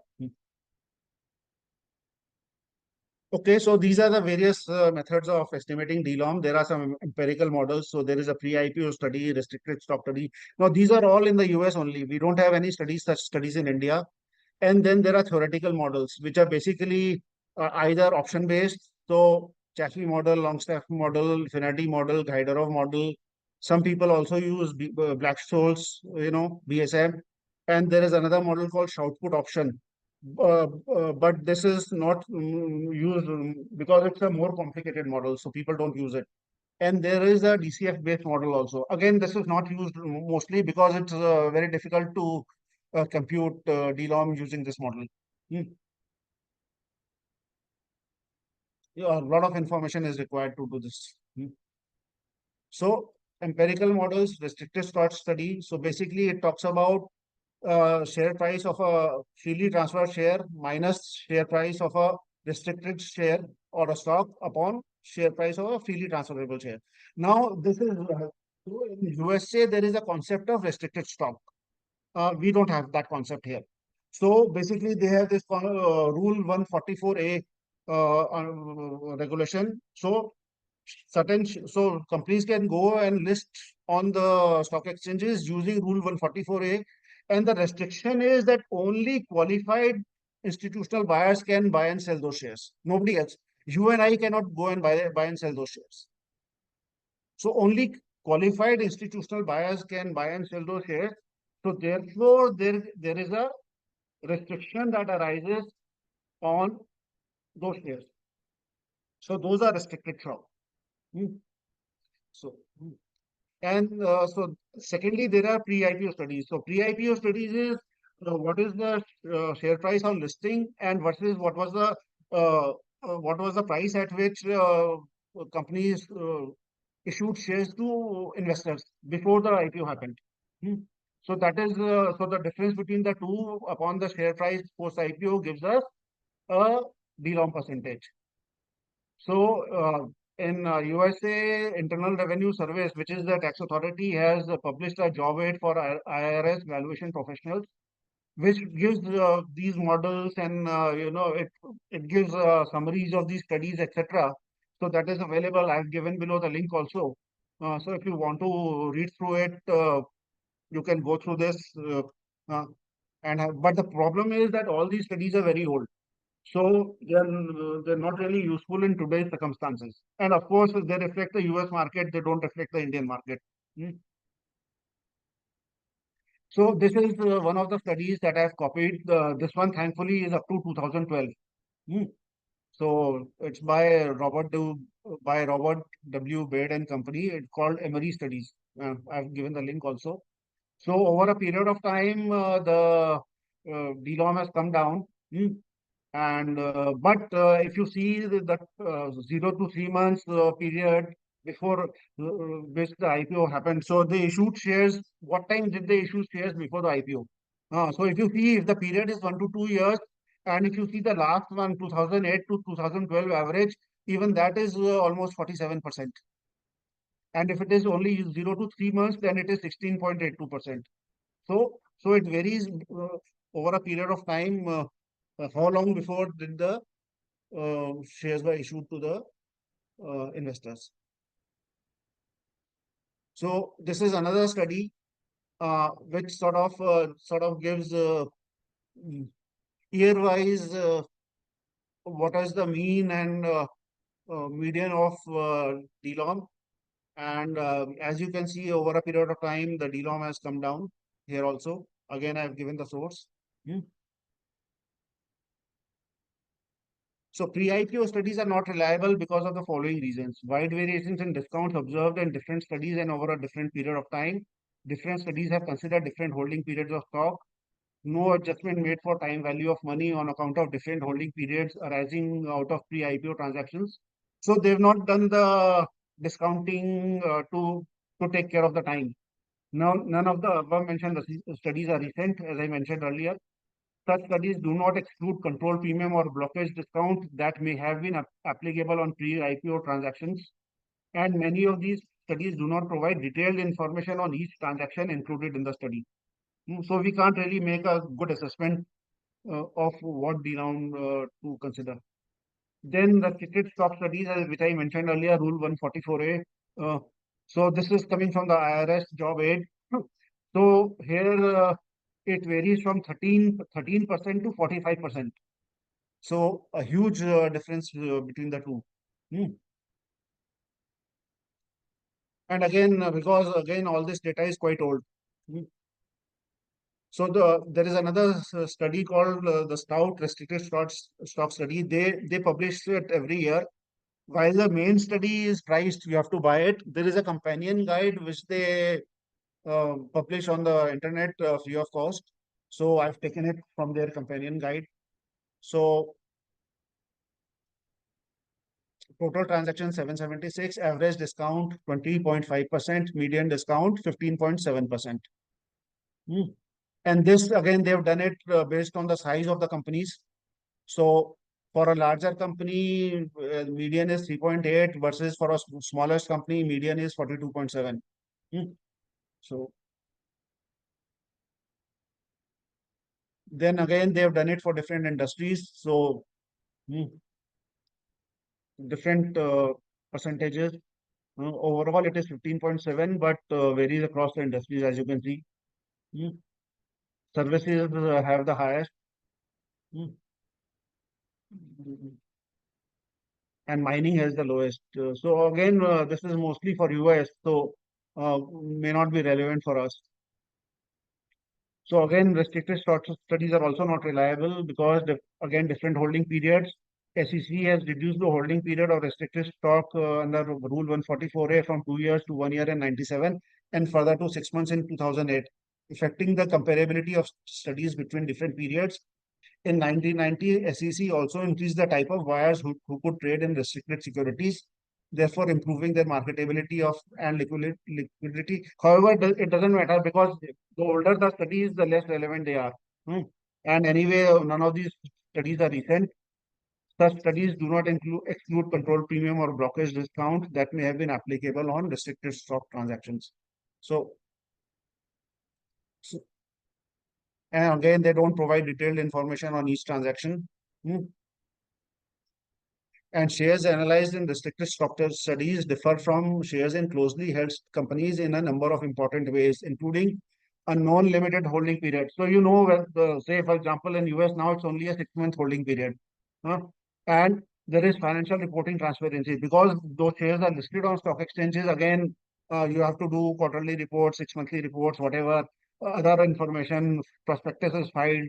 So all that information is publicly available. And there is, of course, the liquidity because they are listed. Unlike unlisted stock, which don't have any liquidity at all, they have at least some liquidity. So we don't have any restricted stocks that are traded on Indian stock exchanges. Hence, these studies cannot be directly applied for Indian securities.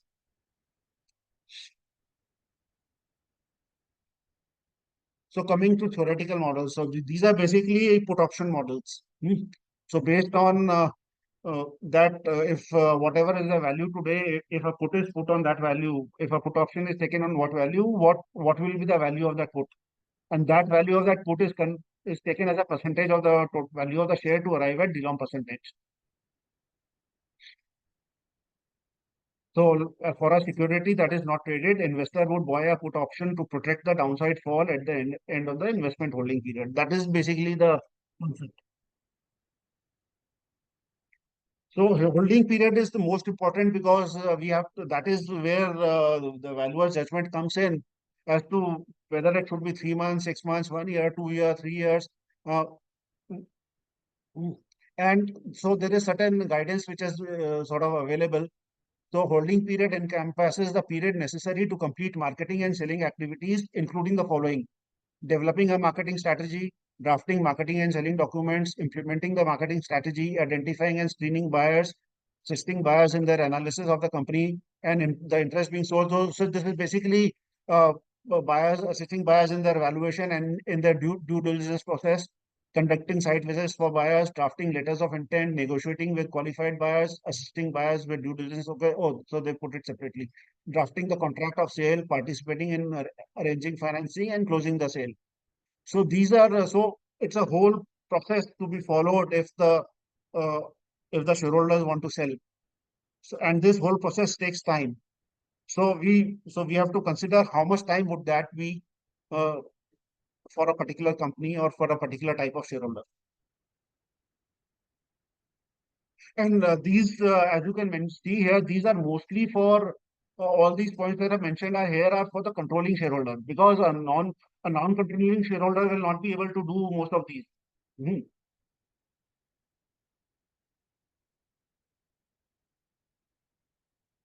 Although other factors are considered in the put option pricing models, the holding period and volatility factors have the greatest impact on the option prices. POPMs may understate the DLOM as POPMs ignore other factors that may reduce marketability for privately held securities. For example, contractual transferability restrictions.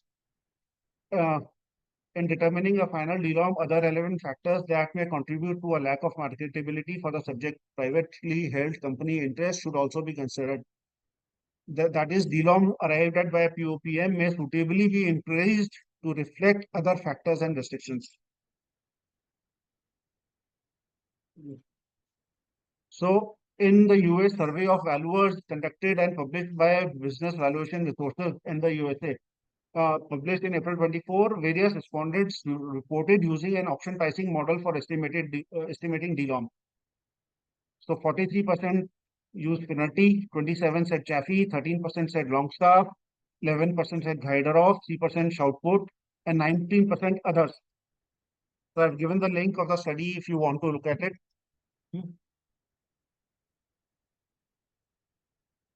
So any questions at this stage before I go into detail on these models? Yeah. Okay, not much time left. No questions?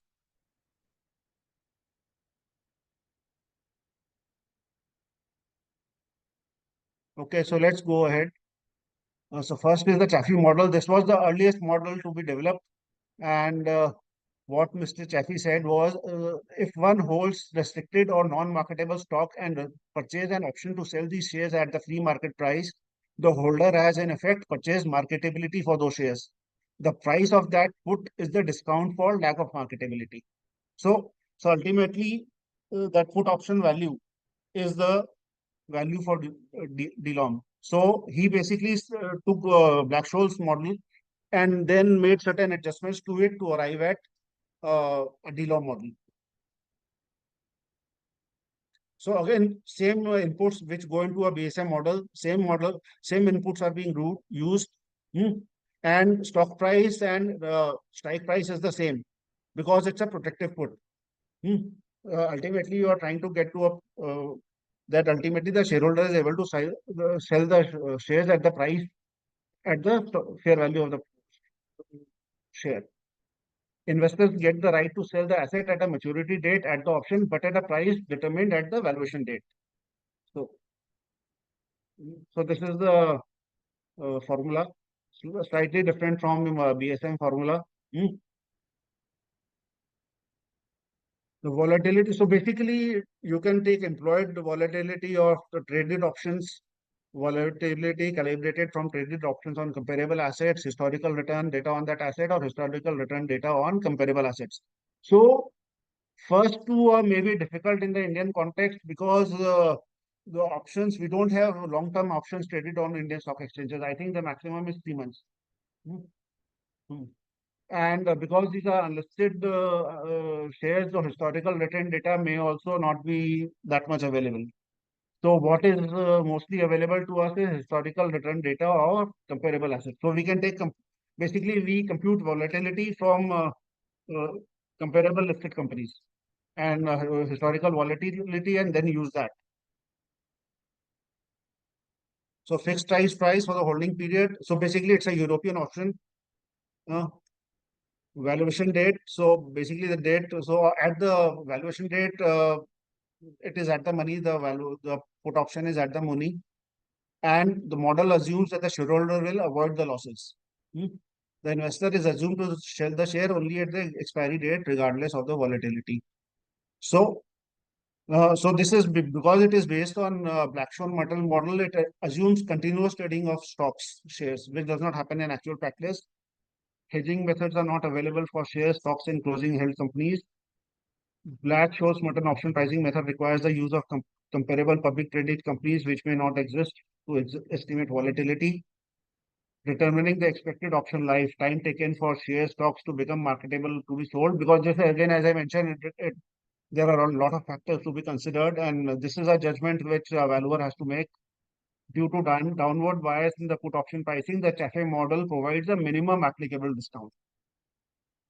So just an example that I've done. So I've taken these factors: share price, exercise price, volatility, risk-free rate, expected option life, and dividend yield. And on this basis, the DLOM comes to 14.63%.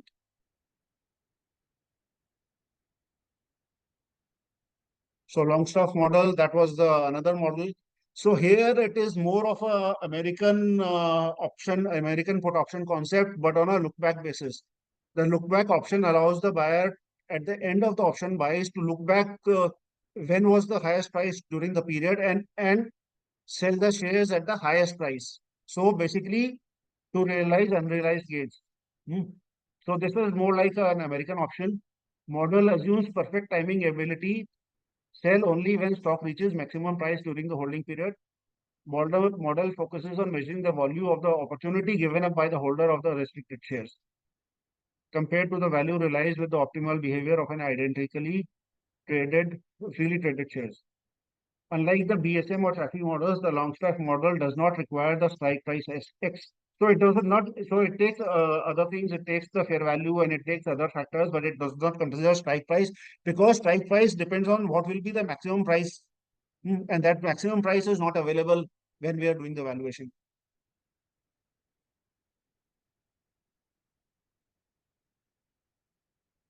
So it actually ends up providing a very high DLOM percentage because it's taking a maximum selling price into consideration. So it gives an upper bound. What can be the maximum DLOM value? It gives the value of a fixed strike American look back option. So this is the formula. Again, these formulas can easily be put into an Excel spreadsheet and used, which is what I've done. Again, using the same example that I have done for Chaffee, here, if you can see the DLOM comes to 42.03%. So it is very, very high compared to 14.63% that we got for Chaffee.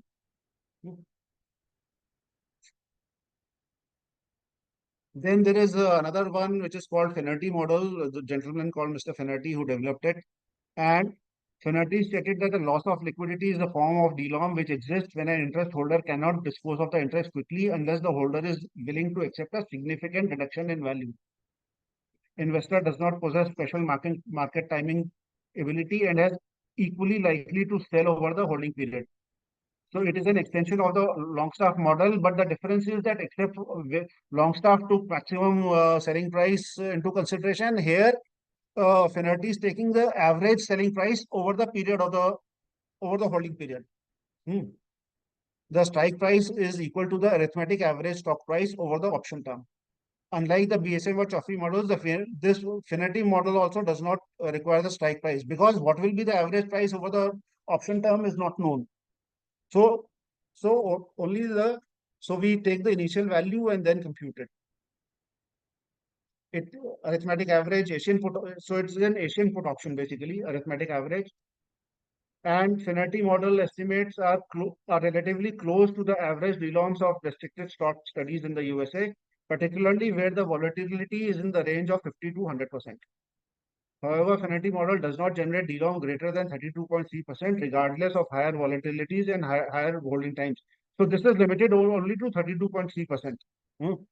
And I will show you later on the comparison between different models. We understate DLOM in such scenarios, particularly where the volatility exceeds 125% and the holding period is greater than 6 months. This model also provides the minimum applicable discount. So method, again, same formula, again, you can put it into Excel file and use it. Same inputs. And on this basis, the DLOM under Finnerty model comes to 13.53%. Then we have a Gaidarov model. So Mr. Gaidarov corrected an error which was there in Finnerty model, and Finnerty model has been revised after that.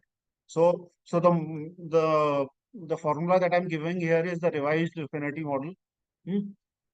And again, it does not require strike price, because again, it is also based on the average price over the arithmetic average price over the option period. The results of the Gaidarov model closely match the modified Finnerty model for the 6-month holding period at volatilities up to 125%. Unlike the Finnerty model, Gaidarov model does not result in an upper DLOM threshold. So Gaidarov can give higher DLOMs as well. The Gaidarov model can approach up to 100% DLOM at extremely high volatilities. Studies have shown that the Gaidarov model behaves properly over time. However, the model at higher volatilities for longer holding period generate DLOM which exceed the discounts implied by the restricted stock studies. So in US, this will give a higher discount rate. With a 6-month holding period, the Gaidarov model indicated DLOMs appear to better conform to the results of the restricted stock studies than the Finnerty model or other option pricing models, even at higher volatilities. So while this model looks better, but as we saw in the survey results, only 11% people were using this model. Most people were using the Finnerty model. Same example, and the DLOM comes to 14.24%, not very different from Chaffee model or Finnerty model. So this is a comparison. So based on the inputs that I had, and I've also included BSM for the comparison purposes. So BSM gave 18.55%, Chaffee gave 14.63, Longstaff gave 42.03, Finnerty 13.53, and Gaidarov 14.24. And then I also did a sensitivity analysis considering volatility at different ranges and period at different ranges. So the lowest numbers that I got was BSM was 1.39% with a volatility of 10% and period of 4 years. At a lesser period, lower period, the percentage of DLOM was actually higher. Volatility 10% for Chaffee, volatility of 10 for everybody. Chaffee also volatility of 10% and period 4 years. It was a negative discount. Again, as the period reduced, the discount reduced. The discount went up. So at 0.25 years, it was actually a positive discount. Then for everybody else, volatility 10% and period 0.25% is where they had the lowest DLOM, and which is also sort of what we would think, lowest period, lowest volatility should have the lowest DLOM. So Longstaff 4.65, Finnerty 1.15, Gaidarov also 1.15. And the highest, so I considered volatility up to 100% and period up to 4 years. So at 4 years and 100%, BSM gave 49.15%, Chaffee gave 41.46%, Longstaff gave 76.01. As we said, this always gives an upper bound, this gives a much higher values. Finnerty gave 28.57 and Gaidarov gave 46.21. So this is the kind of ranges that we can get in various models. And from an article, this is what they've mentioned about, again, they have done some study on this. and but they've taken volatility at 50 to 125%. I have taken it only at 100%. They've taken up to 125%, and their RF is 2%. My RF was 7%. Their RF is 2%, and they've only considered a 6-month period. So Chafe 14 to 33.5%. Shoutput 14 to 33.5%. Longstaff 23.9 to 48%. Finalty 8 to 18.8%. And Hyderov 8.2 to 25.2%.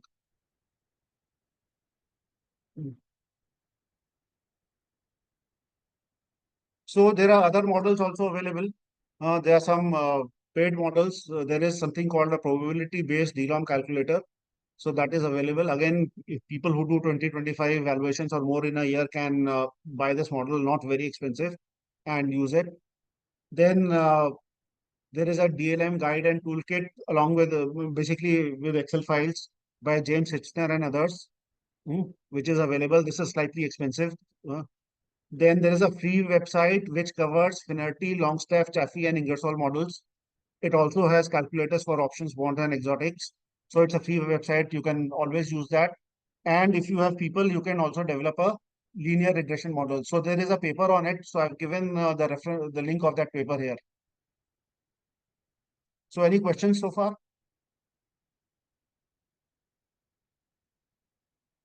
Sir, one question. In a normal case, can we apply as a 15% DLOM? The point is, what is the base for it? Assumption? No, what is the base for it? You have to have some basis for it, no? Okay. So either you use some studies like restricted stock study or pre-IPO studies, or you use some option method. So there has to be some basis. The point is that 15% that people use, there is no basis for it. At some point in time, somebody might have calculated 15% and started using it, but then everybody else followed. So, but there is, and of course, CCI had mentioned 15%. So maybe people thought that is the, at that time that was appropriate. But over a period of time, it may or may not be appropriate. And depending on different industries, it could be different. Yeah. Okay. Thank you. And we saw also in that study, it was different for different companies. Yeah. So one now, question, Ashwath Damodaran. Yeah. Ashwath Damodaran, in one of the databases, he has given a template for DLOM calculation, though it is not India specific. Do you think we can use that actually? Yeah, as long as you can put in India specific inputs in it. I haven't seen it. I will go and have a look at it. Yeah, it has the revenue and some cash model, revenue to cash model, EBITDA to cash model or something, and it will give the percentage. We have to convert the amount into dollars and then put that amount. Say Excel template. It will come to, usually it will come in the range of 15 to 20% DLOM. So as you said, we don't, even though whether we understand that completely or not, but supporting is there. That is the only thing. Yeah. One more question, sir, actually. Yeah. Go ahead, sir, please, sorry. No. So I'm saying, so there is so maybe he is using this model, the QMDM model, which is basically a DCF model. So this basically takes into account various factors to consider, to arrive at discount level. So sir, one more question is. Yeah. One more question is like India is now a growing market. It's been almost 15 years. We are having aggressive growth, and a lot of SME IPOs are also coming up. Investors are also in India. Why is that any of the big fours or any others experts are not trying to develop a study or for all these control premium and DLOM? We don't have our own databases, sir. Is anybody working on it actually? Basically, any calculation, any process could also be questioned in the absence Yeah. of these kind of So, studies? so the thing is that control premium study, there was one done by EY a few years back, and Inkwart is anyway doing it annually now. But on DLOM, I haven't found any study. But the thing is that if BVA members can do it, I can sort of help in it. I can coordinate it. We can do two things. We can do a pre-IPO study because we have all the prospectuses now. We can take the prospectuses for last 3, 4, 5 years and do a study on it. And we can also do a control premium study based on open offers. All this data is available on SEBI website, so we can take that and we can do it. But of course, I That's don't an have any interesting resources point, myself. sir. I don't have any resources myself. But if resources are available, BVA can develop it and make it available. And what we can also do is that because we will also have the database behind it, that database can help the members to, do a more specific computation of control premium and DLOM rather than just a generic industry-wide industry number,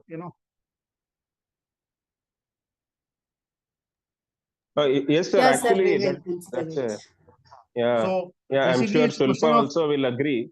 This is yeah. a very good initiative which BVA also can take, and I Yeah, also so will it's a be question of interested in this. getting some resources basically for it, Yes, yes, sir. Yeah. So again, QMDM, coming back to the QMDM model. So this is basically, it compares an enterprise level DCF assumption and a shareholder level DCF assumption. And the difference between the two, ultimately the DCF valuation between the two will give the discount percentage. But again, it's very difficult to do, How do you get the other set of, you have one set of assumptions, how do you get the other set of assumptions? Or even if you get them, or if you won't develop them, it's a very time consuming affair. So most people don't use QMDM also. Okay, I think we have already crossed the time. So let me just quickly finish it. Then again, so Yeah, this is the same. Yeah, just give me 2 minutes and then I will come back to questions. So this is the same example that we had for DLOC. And 10% being transferred to a non-resident. There are no shareholder agreements or of that. So in this case, Mr. D has arrived at an average per share value of 25.18 after DLOM using a goal-seek method. And he has used the following inputs: stock price, volatility, risk-free rate, time to expiration, dividend yield 0. So this company was not paying any dividend, also was not expected to pay any dividend. And non-controlling stake will take, it was sort of assumption was that the non-controlling shareholder will take 1 year to sell the shareholding. So 1 year was taken because of that. Historical volatility of listed comparable companies and risk-free rate of 1 year has been considered.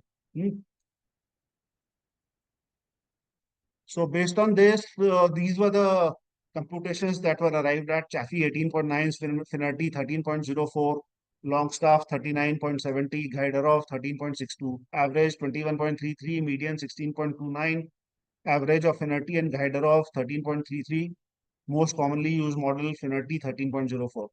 So the nominal DLOM was taken at 13% in this case. It could have been taken higher also, I suppose, but yeah. But considering the purpose, it was taken at 13% in this case. And going with the same example that I had shown you earlier, so there was a DLOC of 13%. Then we came to the value attributable to minority shareholders, and then we applied DLOM of 13% to come to the fair market value of shareholders' funds. And this came to a final per share value of 23.04 and 27.32, which was an average of 25.18. So this is how the work that was done here was translated into the final valuation.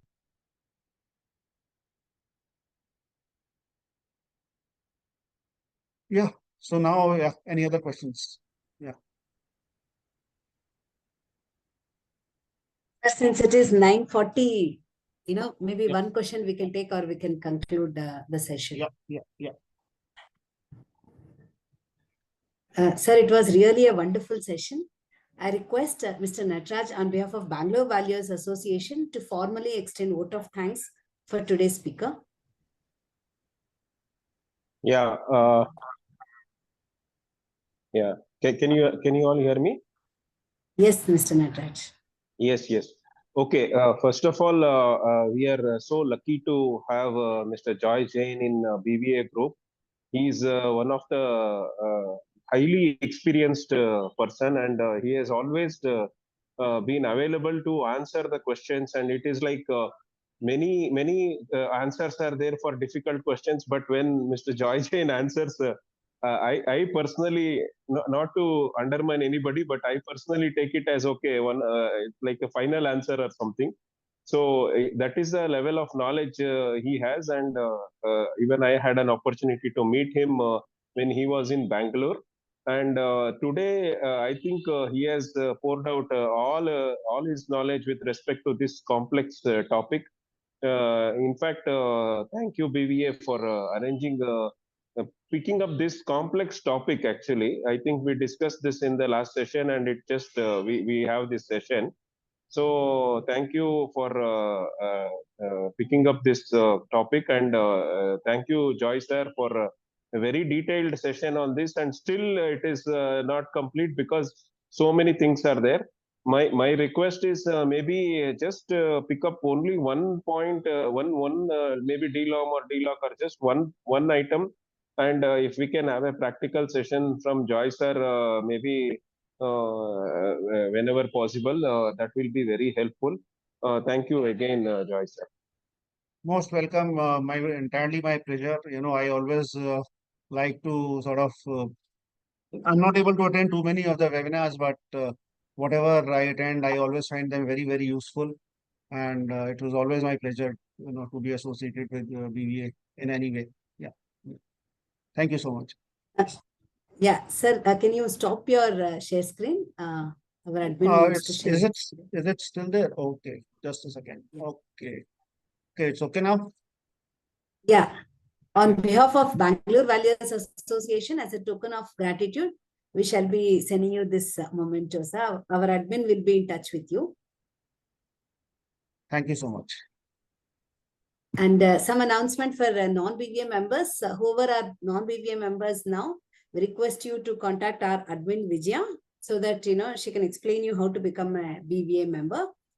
I would like to start the breakout rooms now. Please stay with us for a while. Vijaya, you can stop the recording. Okay, ma'am. I will create a breakout rooms so virtually you can meet the fellow valuers.